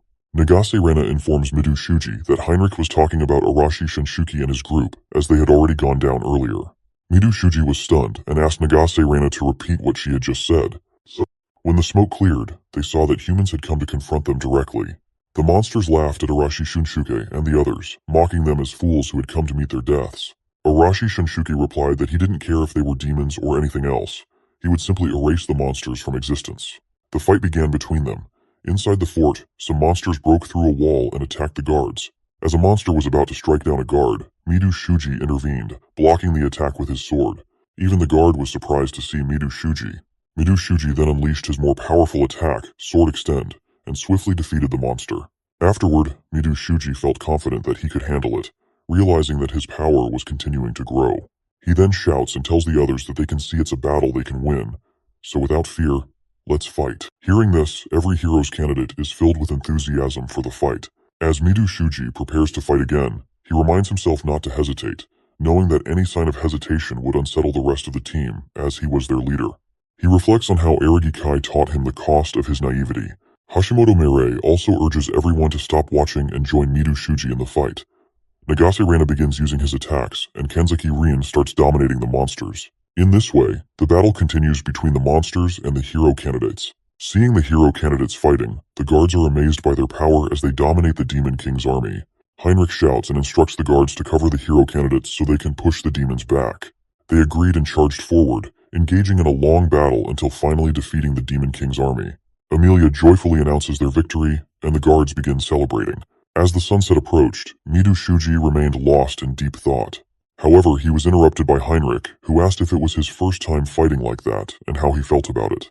Midu Shuji responds that it's challenging to learn how to handle battles at such a large scale. He explains that during the battle, his perspective narrowed, making it difficult for him to give orders effectively. Heinrich praised Midu Shuji for his efforts, and credited the heroes' candidates for their role in winning the battle. However, he cautioned them to remain vigilant because although they had faced mid-ranked enemies with relatively small numbers, the high-ranking demons would pose a different challenge due to their superior capabilities. Midu Shuji, upon hearing Heinrich's warning, becomes serious and assures him that he will remember it. The scene then shifts to the Demon Den where a monster is reporting the battle to Stone Gaia, one of the 4 heavenly kings of the Demon King's army. The monster apologizes for failing to fulfill his duties, which angers Stone Gaia greatly. The scene shifted to the great forest of Ekot, where Aragi Kai was traveling. As he neared the edge of the forest, he reflected that his journey to visit the sage should also be ending soon. Suddenly, out of nowhere, Aragi Kai felt something coming towards him, tongues aimed at hitting him. He managed to dodge them somehow, noticing their incredible speed, and wondered what kind of tongues they were. As he looked around more carefully, Aragi Kai spotted some new magical beasts. Upon scanning them, his system identified them as tongue baboons. After checking their status, Aragi Kai concluded that they were somewhat mediocre creatures. The tongue baboons attacked Aragi Kai again, but he easily dodged their assault. However, realizing they were closing in fast, Aragi Kai swiftly displayed his agility by jumping away from the spot to avoid their attacks. The tongue baboons attacked Aragi Kai again with their tongues. But this time, Aragi Kai swiftly drew his knife and cut through the tongue in the middle. The tongue baboons were shocked by this move, and Aragi Kai continued cutting until he severed the entire tongue from their mouths. The baboon attempted to attack with its tail, but it was too slow for Aragi Kai, who dodged it easily and swiftly defeated the creature. Witnessing this, the other baboons became stunned and tense, unsure of what to do next. Aragi Kai, now furious, challenged them, asking if they were coming to him or if he would have to come to them and deliver their demise. The scene then shifted to some time later, with the corpses of the tongue baboons lying on the ground. Aragi Kai pondered that more powerful magical beasts seemed to be appearing gradually, wondering if it was because he was getting closer to the Demon King's territory, or perhaps the forest was distant from cities where knights and adventurers were plentiful. As he ventured deeper, Aragi Kai thought that the further he went, the greater the likelihood of encountering powerful magical beasts untouched by humans. He was grateful that his appraisal skill allowed him to spot some of these beasts. So Aragi Kai decided to remain vigilant for the future. The scene then shifted to some time later, where Aragi Kai finally reached Mount Urigano, a natural defense barrier that slowed down the invasion of the Demon King's army. Aragi Kai then explains that the highest peak is called Reaper Wolf Mountain, and there's a rumor that Sage Alabama lives at the peak of that mountain. He then tried to recall if he remembered correctly that there should be a small village at the bottom of Reaper Wolf Mountain. When Aragi Kai reached the village, he was shocked to see the entire village on fire. He wondered if the village had been attacked by the Demon King's army. As Aragi Kai suspected, the village had indeed been attacked by the Demon King's army. Monsters were standing in the village, and Aragi Kai watched them from the rooftop of a house, hidden from view. Aragi Kai thought that the place was supposed to be far away from the front lines, so he resolved to be more cautious. The monsters asked their leader, named Hector, what they should do, suggesting that massacring the humans should be acceptable. Hector instructs them to cease the massacre and suggests enslaving the humans instead. He then asks if they have gathered any information about Elbana Carrot. The monster confirms this, stating that the sage resides at the top of Reaper Wolf Mountain. Upon hearing this, Hector became frustrated that their intel was correct, which annoyed him greatly. He emphasized that their highest priority was Elbana Carrot, the sage. Hector instructed the monsters to rest in the village for the night, and then prepare to climb Reaper Wolf Mountain the next day. A tense monster voices concern, mentioning that Reaper Wolf Mountain is known to be the nesting grounds of the Reaper Wolfen, which are untamable beasts. They believe that unless they defeat the Reaper Wolfen, they won't be able to reach their objective. The second monster asks for the reason behind the first monster's statement. The first monster explains that domination magic is ineffective against magical beasts with high intelligence. Additionally, he heard that the 4 heavenly kings once managed to tame a dragon, but it would be impossible for them to do the same with the Reaper Wolfen. Hector also mentioned that he wasn't particularly skilled in magic, so discussing abilities they didn't possess was pointless. Their only viable option was to defeat the untamable magical beast. The other monsters agreed with Hector's assessment. Seeing this, Aragi Kai concludes that the entire group is well organized under Hector's command, and wonders if this organization is due to the influence of the high-ranking demon. When Aragi Kai checks Hector's status, he learns that Hector is one of the very few high-ranking demons in the Demon King's army. Realizing this, Aragi Kai understands that it would be extremely challenging to confront Hector directly in battle. Suddenly, Hector also felt that someone was watching him, so he instructed the monster to go and investigate, sensing that someone was lurking around. Aragi Kai was impressed to see that Hector's senses were remarkably sharp. The monsters were searching for Aragi Kai, but he was relieved because he was skilled in hiding and lurking. Suddenly, Aragi Kai noticed that some humans had been captured by the monsters. They were all tied up with ropes. Despite seeing the captured villagers, Aragi Kai decided not to intervene as his main objective, like the demons, was to find and meet the sage Elbana Karet. He knew he had to climb the mountain ahead of the Demon King's army. The scene changed to the highest peak of Uragano Mountain, a dangerous area also known as Reaper Wolf Mountain. Agari had somehow climbed to this point. When he checked the map, it showed no established trail, so he decided to follow the paths used by wild beasts. He also noticed that his vision was unclear and the ground seemed unstable. Despite being in a hurry, he chose to proceed with caution. As Agari moved further, he sensed someone's presence nearby and thought it might be the rumored Wolfen of Reaper Wolf Mountain. Listening closely, he discerned not 1, but 2, no, 3 distinct sounds, gradually increasing in number. Agari realized that despite the wolves being hidden, their presence was overwhelming. Suddenly, out of nowhere, Agari found himself surrounded by the wolves on all sides. They were about to attack him, but he quickly jumped up and perched himself on a nearby tree. Agari was stunned to discover the reason why many people had gone missing on the mountain. He then used his appraisal skill to assess the status of the wolves. Upon checking, he found their status to be average, with their main strength lying in their coordination. While Agari was assessing their status, one wolfen charged towards the tree and broke it in the middle. Agari knew he had to act quickly, so he grabbed a leaf, infused it with mana, and then used it to attack the wolfen. Within seconds, the wolfen died after being cut in half. More wolfen tried to attack Agari, but each time he used the leaf to strike them down. 2 more were wiped out in the same manner. Now, a group of 5-6 wolfen were approaching to attack together, so this time, Agari infused mana into his own body. He believed that if he did it consciously, the effect would be significant. He thought this because Leonora had once mentioned that those who relied on divine protection often had weak control over their mana energy. He also remembered Leonora's words, where she had mentioned that those who constantly relied on divine protection were not accustomed to controlling mana at all. In her view, they were nothing but weaklings, which was why she could control them all. That's why they couldn't resist Leonora's enslavement magic back then. Agari knew he had to improve to overcome his weakness. He believed that mastering mana control would also enhance his resistance against enemy magic. He also realized that mana wasn't as powerful as divine protection, but if he wanted to become stronger in this new world, he knew he had to learn it. Agari decided to continue fighting the wolfen and practice mana control while climbing the mountain. Suddenly, Agari sensed something and quickly arrived at that location. He headed towards the leader of the wolfen, and upon reaching, he asked the wolfen to confirm. The other wolfen were confused about what Agari was attempting to do. But when the leader wolfen tried to attack Agari, he swiftly defended himself and defeated the wolfen without hesitation. As Agari looked up, he noticed that as soon as he defeated their leader, all the wolfen ran away. After all, it was the strongest magical beast of their pack. After that, Agari chased after the remaining wolfen by himself. Suddenly, to his shock, something special happened. He saw a red-colored copy version of the wolfen. Seeing this, Agari wondered if his skill was predicting the trajectory of the wolves' movements. His guess proved correct. It was indeed predicting the future trajectories. With this ability, he swiftly defeated 2 more wolves. Agari realized that with his predictive ability, he could see roughly 1 second into the future. Seeing this, the remaining wolves were frightened. However, Agari told them not to dare run away and instead join him in training a little longer. After some time, Agari had wiped out all the wolves. When he checked his own status, he discovered that his new skill, Divine Protection of Foresight, helped him see the future moves of his enemies. Agari then reflected on how, when he received the weak point detection skill, his appraisal skill also leveled up. This progression essentially upgraded his blessings from normal to enhanced, as appraisal now allowed him to see everything in sight. Exhausted, Agari decided to take some rest. Suddenly, he felt something and wondered if the Demon King's army had arrived. He abandoned his plan to rest and hurried towards the source of the presence he felt. The scene shifted to near the mountain peak, where monsters had captured an elven girl named Mare. Hector expressed his admiration for her persistence, noting it was to be expected from a disciple of the sage. He then declared that it was the end for her and ordered his monsters to eliminate the elven girl. Mare was about to say something when she was suddenly attacked by the monster. To everyone's surprise, Agari arrived and swiftly helped her dodge the attack by carrying her in his arms. Mare was stunned to see a human saving her. Confused, the monster asked Agari who he was, whether he was a new enemy. Agari understood that there were a total of 10 monsters, with their leader Hector being a high-ranking demon. Mare asked Agari why he helped her.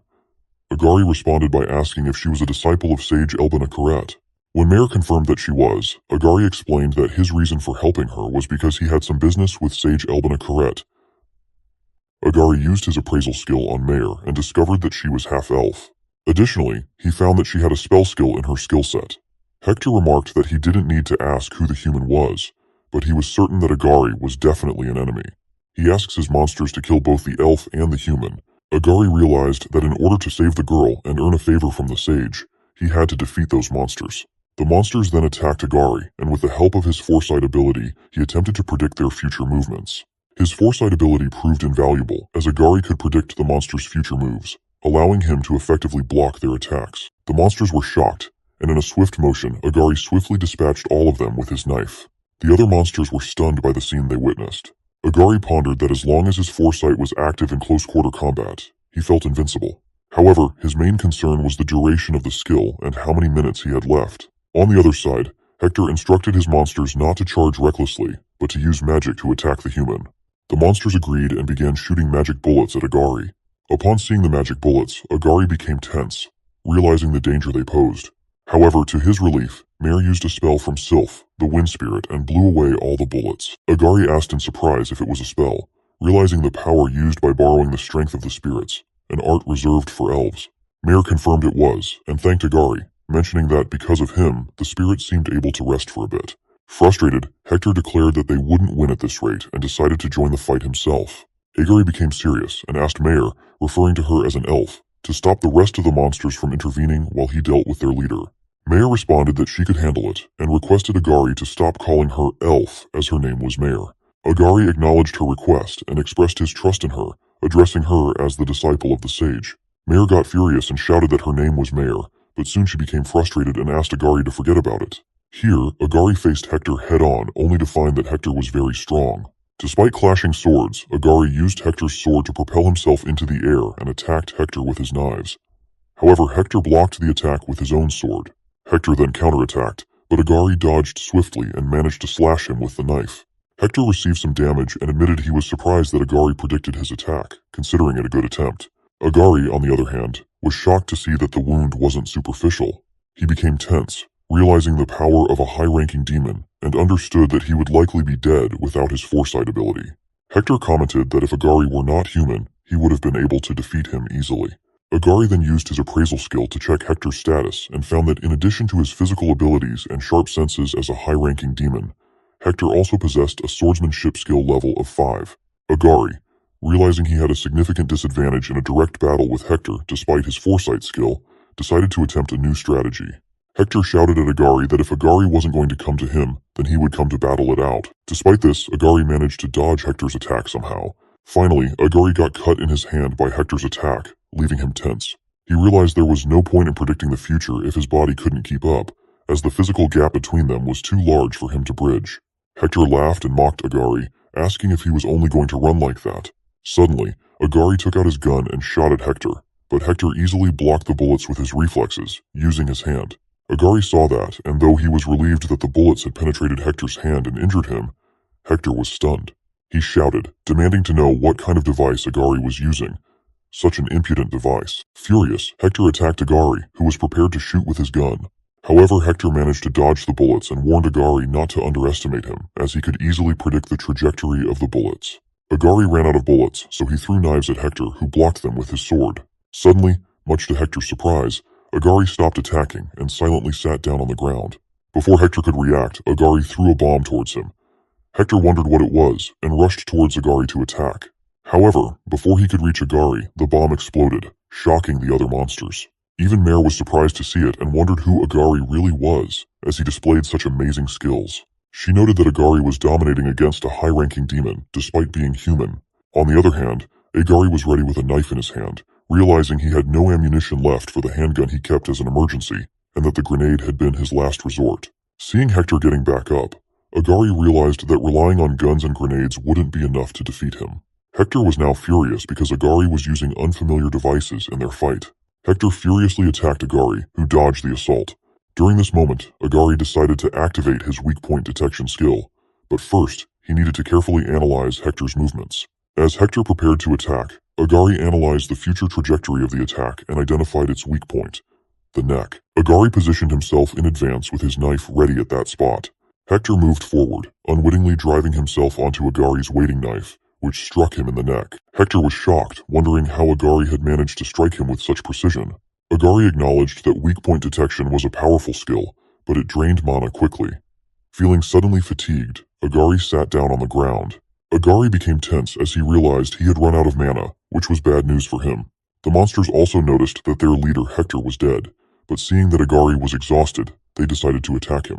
Mare also became tense because her spirits were exhausted, and she wanted to help Agari, at least to repay him for saving her. As the monsters charged towards Agari, suddenly someone cast a fire spell, engulfing the entire group of monsters in flames and wiping them out. Agari noticed that the firepower from the flames was on a different level compared to Nagase Reina's. Suddenly, a voice came from Mare's side, apologizing for being late. Mare was happy to see her and addressed her as master. Hearing this, Agari realized she was the sage Elbana Karet whom he had been seeking. Elbana Karet thanked Agari, acknowledging that he seemed to have been trying to help her disciple based on the situation. Agari replies that it was just a coincidence and asks if she is the great sage, Elbana Karet. Elbana Karet confirms with a yes and adds that compared to before, she is now just old and frail. Agari tried to use his appraisal skill, but his mana was too low. Still, Agari knew that the sage Elbana Karet was very strong and he would never be able to defeat her. So he guessed there was no point in hiding anything. He had to be honest with her. Elbana Karet asked Agari if he had some business with her, and he responded with a yes. Elbana Karet said that there was no reason for someone to come to her without a purpose, and she thanked him for saving her disciple. She promised to do her best to answer his questions. Mare then asked Elbana Karet if they should head back home, as the area reeked of blood and the wolves might come soon. Elbana Karet agreed with Mare and asked Agari to come along, saying he also needed some rest. Agari agreed, and while walking with them, he thought that so far the situation was favorable and helping her disciple was worth it. The scene then shifted to some time later when Agari and the others arrived at Elbana Karet's house. After entering, Mare said she was going to take a bath. Agari then asked Elbana Karet why she was living in such a remote place. Elbana Karet responded that she had several reasons, but mainly because she wanted to return to nature. Even during her retirement, many people tried to take advantage of her. Agari responded that he understood since her home wasn't easy to visit. Elbana Karet shared that sometimes skilled people like him do come to her home, and she wasn't an evil person who would reject those who seek her out. Agari directly told her that he was one of the hero candidates entrusted with the mission to subjugate the Demon King. Elbana Karet responded by saying that they were the third generation of hero candidates. She also mentioned that she had heard rumors but never expected that they had already been summoned. Upon hearing about the third generation, Agari was stunned and then recalled Leonora's words implying that they had summoned several hero candidates before. Elbana Karet mentioned that they had also summoned hero candidates roughly 4 years ago, which was their second summoning. The first summoning had occurred about 10 years ago. She shared that both generations of hero candidates had gone to subjugate the Demon King and were annihilated in the process. Since then, the ritual of summoning had been sealed off and was never to be used again. However, Saintess Leonora was planning to break the taboo and summon the third generation. Elbana Karet also said that she opposed the idea because she believed it was reckless to entrust the fate of a country to someone from another world, regardless of whether it was a god's wish or not. Agari calmly shared that he had already taken care of Leonora, so they shouldn't be able to perform another ritual to summon people from another world. Upon hearing this, Elbana Karet found it hard to believe, because she thought it was impossible for him to defeat Leonora. Agari smiled and replied that there are several ways to defeat someone, even with a large gap in skill and power.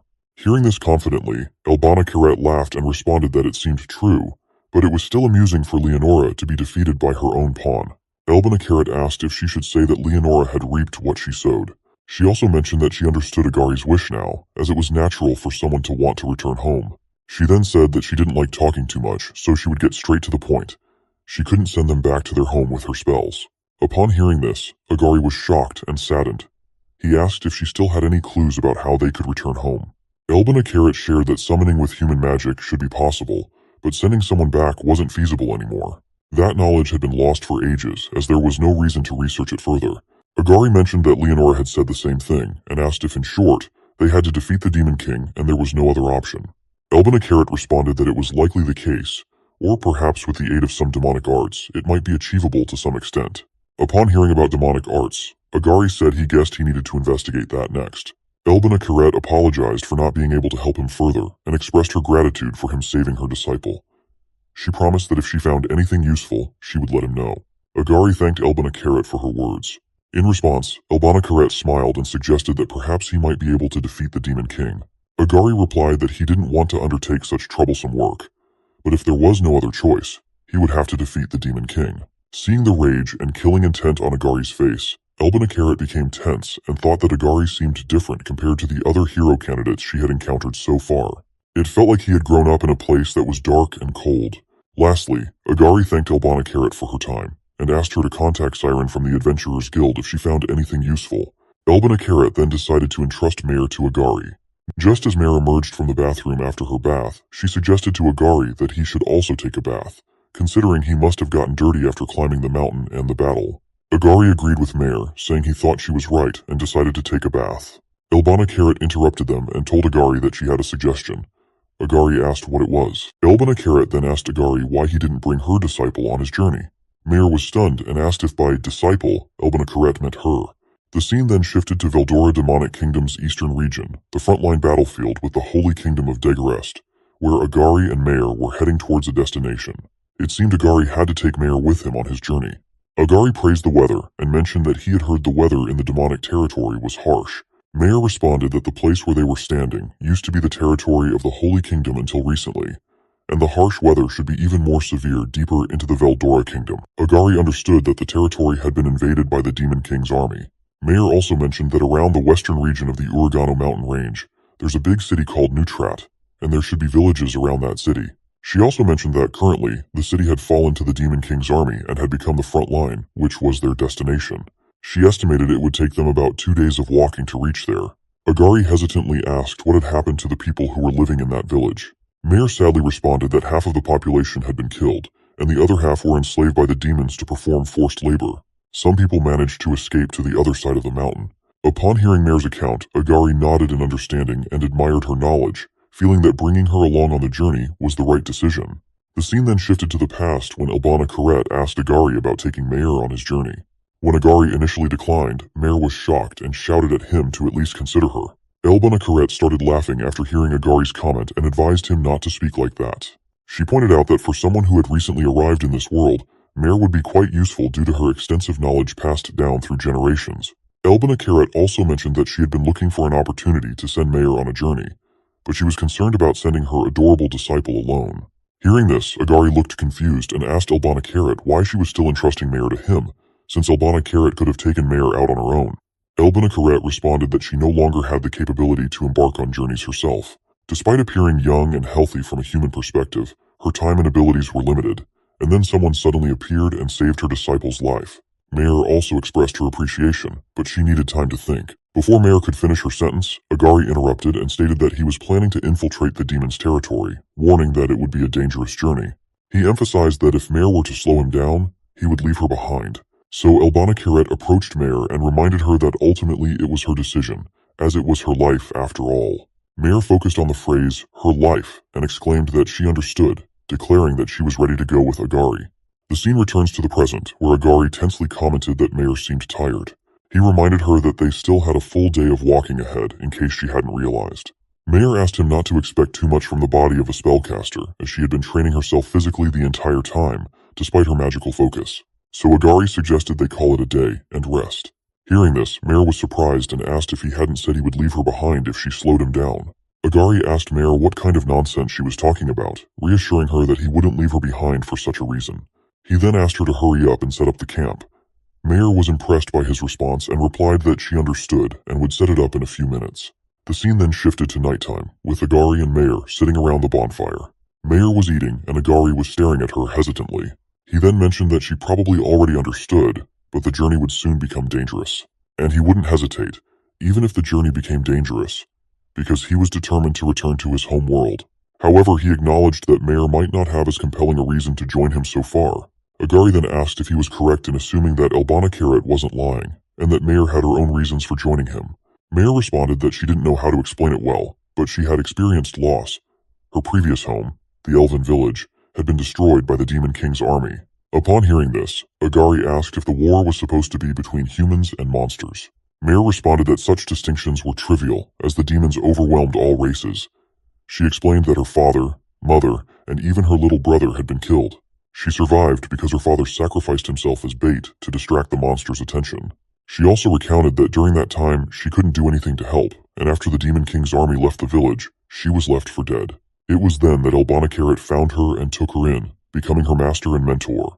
Agari stated that he wasn't interested in her past, he just wanted to know her goal. Mayor responded that he should have deduced it from her story. The reason she became Albanacarat's disciple and a spellcaster was to gain the power to defeat monsters. Mayor's eyes filled with fury and vengeance as she declared that everything she had learned from her master over the past 10 years, including her training, was all for the sake of revenge. She vowed to personally wipe out the man who had killed her family with her own hands. Agari was surprised and asked for the name of the demon. Mayor responded that it was one of the 4 heavenly kings, Wimberg, who was known as the Heavenly King of the Wind, and also one of the highest leaders in the Demon King's army. Agari then asked if the reason Mayor agreed to join him was to get closer to Wimberg. He also mentioned that for now, he didn't have any personal reason to fight against the demons. Mayor also mentioned that she didn't understand why Albanacarat had given her permission after meeting Agari. Since they were discussing their masters, she admitted she didn't know what Albanacarat was thinking, which was why she would follow Agari's instructions for the time being. Agari responded that he understood her situation. He then recalled Albanacarat asking him to take care of Mayor, confident that he could handle her. Agari then understood why Albanacarat hadn't allowed her disciple to go on a journey alone. Mayor might have risked her life aimlessly pursuing revenge. Mayor apologized to Agari for bringing up such a heavy topic and reassured him not to worry, as she didn't want to involve him in her quest for revenge. Agari understood that Mayor was determined to pursue her revenge herself. He asked Mayor to end the conversation and go to sleep, as they had to travel the next day.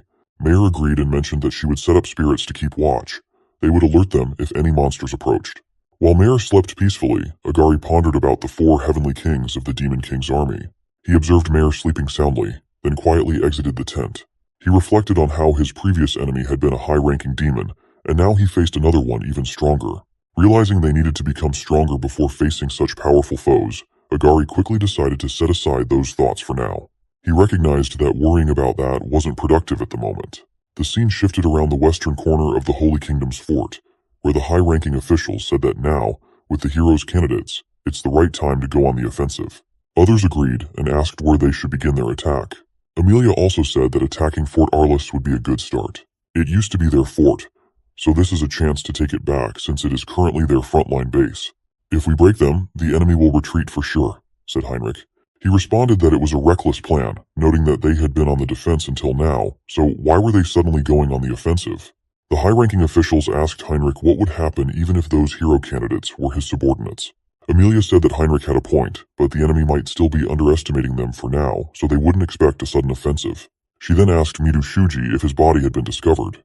Midu Shuji responded with a yes, adding that if they told him to fight, he would wield his sword. After that, Heinrich, Midu Shuji, and Hashimoto Mere headed back. Heinrich said that the plan would be executed the next day, and noted that it was rare for Amelia to be this aggressive. Hashimoto Mere asked if Heinrich thought the plan would go smoothly, noting that everyone was pretty confident back there. Midu Shuji responded that if they were going to do it anyway, it was good to be on the offensive while the enemy was still regrouping their forces. So, he believed it wasn't a mistake. Heinrich responded that they were relying too much on the hero candidate's power and abilities, which made them overconfident. He also said that although they were only reinforcing their defenses outside of their command, they couldn't disobey an order from the higher-ups. Hashimoto Mere asked tensely, "We didn't have any choice, right?" Heinrich responded, "Of course, I'll still support them as best as I can, but the hero candidates are still the key to this operation, so please tell them to get a good night's sleep." Suddenly, Midu Shuji became tense and wondered what was happening, as he suddenly had a bad feeling about it. But they didn't have any other choice. The scene then shifted to the next day near Fort Arliss, where the hero candidates and Heinrich with his team were ready to attack the fort. Nagace Rena asked why they were attacking at that hour when it was bright and morning. She questioned if a surprise attack would be more effective at night. Heinrich responded that demons could see clearly in the dark, so attacking at night might actually put them at a disadvantage.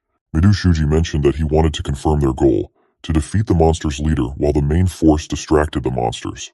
He pointed out that the monster's leader was likely to be a high-ranking demon. Midu Shuji told the hero candidates that he would take the lead when the battle started. He instructed them that if he wasn't nearby, they should either buy him some time or retreat. Just then, a guard approached Heinrich and informed him that there was a message from the main force, indicating it was time to begin the operation. Heinrich instructed Midu Shuji and the others to charge in. Without hesitation, everyone attacked the fort and stormed inside. Amelia shouted for everyone to annihilate the monsters. Unbeknownst to them, their actions were being observed by Stone Gaia, the king of the demon army. The scene then shifted a few seconds later, where Heinrich and some hero candidates entered the main tower of the fort. The monsters inside were stunned and attempted to attack, but Midu Shuji swiftly cleared them out in a matter of seconds. Heinrich cautioned Midu Shuji not to let his guard down, as there was still a high possibility that the enemy's leader was in the hall. Suddenly, they found themselves surrounded by monsters from both sides. Some hero candidates asked Midu Shuji what they should do. Heinrich then instructed Midu Shuji to leave their back to the 8th Night Order and proceed toward their goal. Midu Shuji agreed with Heinrich's plan and called Nagase Reina. Nagase Reina confidently replied that Midu Shuji didn't need to tell her, as she knew her role was to eliminate the monsters standing in their way. She unleashed her power, and the others joined in, swiftly defeating the monsters in front of them. Finally, when they opened the big door, they were stunned to see a humanoid figure. Sam tensely asked, "What the hell is this now?" Arashi Shunshuki also asked the Demon King if this figure was their leader. Stone Gaia then revealed that he was one of the 4 heavenly kings of the Demon King's army. Kanzaki Rin and Hashimoto Morei became tense upon hearing this. Midu Shuji also felt uneasy, realizing that the pressure emanating from Stone Gaia was far from normal. Stone Gaia drew his sword and challenged them to see who was stronger. Midu Shuji instructed everyone to get ready, but deep down he was trying to muster his courage. He knew that if they were defeated by Stone Gaia, the sacrifices made by the main force would be in vain. So they were all ready to fight, but instead of attacking, Stone Gaia sat down and touched the ground. Midu Shuji was confused, but to their surprise, an orange circle appeared around Stone Gaia. The hero candidates became tense upon seeing it. Dirt surged from the ground, summoning numerous golems that appeared before Raka and the others, shocking them. Stone Gaia then commanded the golems to attack and eliminate the hero candidates. Midu Shuji instructed everyone to hold off the golems. Narumi Yoshia responded affirmatively and began attacking with his nature power, cutting down golems with sharp leaves. Arashi Shunshuki also joined in, punching through the golems with fire blasts. Arashi Shunshuki laughed and remarked that no matter how many golems there were, those slow-moving creatures were nothing for them. However, Stone Gaia then used his magic, causing the broken golems to regenerate their bodies. Upon seeing the golems regenerate, the hero candidates were surprised and wondered how it was possible. Nevertheless, they resumed the fight, breaking down the golems only to witness them regenerate again. There was a moment when Raka was about to be accidentally struck by a golem, but to his relief, Kanzaki Rin used her domination attack to take control of some golems. However, when another person attempted to strike one of the golems, to their surprise, the golem still managed to strike back. Hashimoto Morei attacked furiously with her telekinesis, destroying the golems. However, to their frustration, the golems began regenerating again shortly afterward. Arashi Shunshuki expressed frustration, realizing there seemed to be no end to the golem's regeneration. At that moment, Narumi Yoshia recalled similar situations from manga he had read before, where defeating the summoner was often the best strategy in such cases. Narumi Yoshia suggested to Midu Shuji that they handle the golems and advised him to focus on confronting the main Demon King instead. Midu Shuji responded that he understood, and he and Arashi Shunshuki would deal with the summoner. They charged furiously towards Stone Gaia to attack. Stone Gaia smiled and remarked to the hero candidates that they were underestimating him. Stone Gaia used magic again, summoning stones from the ground and hurling them toward Midu Shuji. Midu Shuji tensely tried to dodge the attack by running, but to his shock, the stones followed him wherever he moved. Midu Shuji found himself unable to avoid the stones and was hurt by them. Seeing this, everyone shouted his name in concern, but Midu Shuji reassured them that he was all right. Unbeknownst to Stone Gaia, this was actually a distraction by Midu Shuji to allow Arashi Shunshuki to sneak up behind him for a surprise attack. They succeeded in their plan, and Arashi Shinshuke managed to sneak up behind Stone Gaia and deliver a powerful punch infused with his full flame power. Everyone watched in anticipation, wondering if Arashi Shinshuke had managed to defeat the Demon King. But when the smoke and dust cleared, it revealed that Arashi Shinshuke had collided with a wall made of dust and clay. To everyone's surprise, the wall then attacked Arashi Shinshuke like a punch to his stomach, causing him to faint. Stone Gaia laughed mockingly and asked if that was all the hero candidates had in them. As the story took a brief pause, what do you think will happen next? Will Midu Shuji and the others be able to defeat Stone Gaia, or will they all perish by his hands?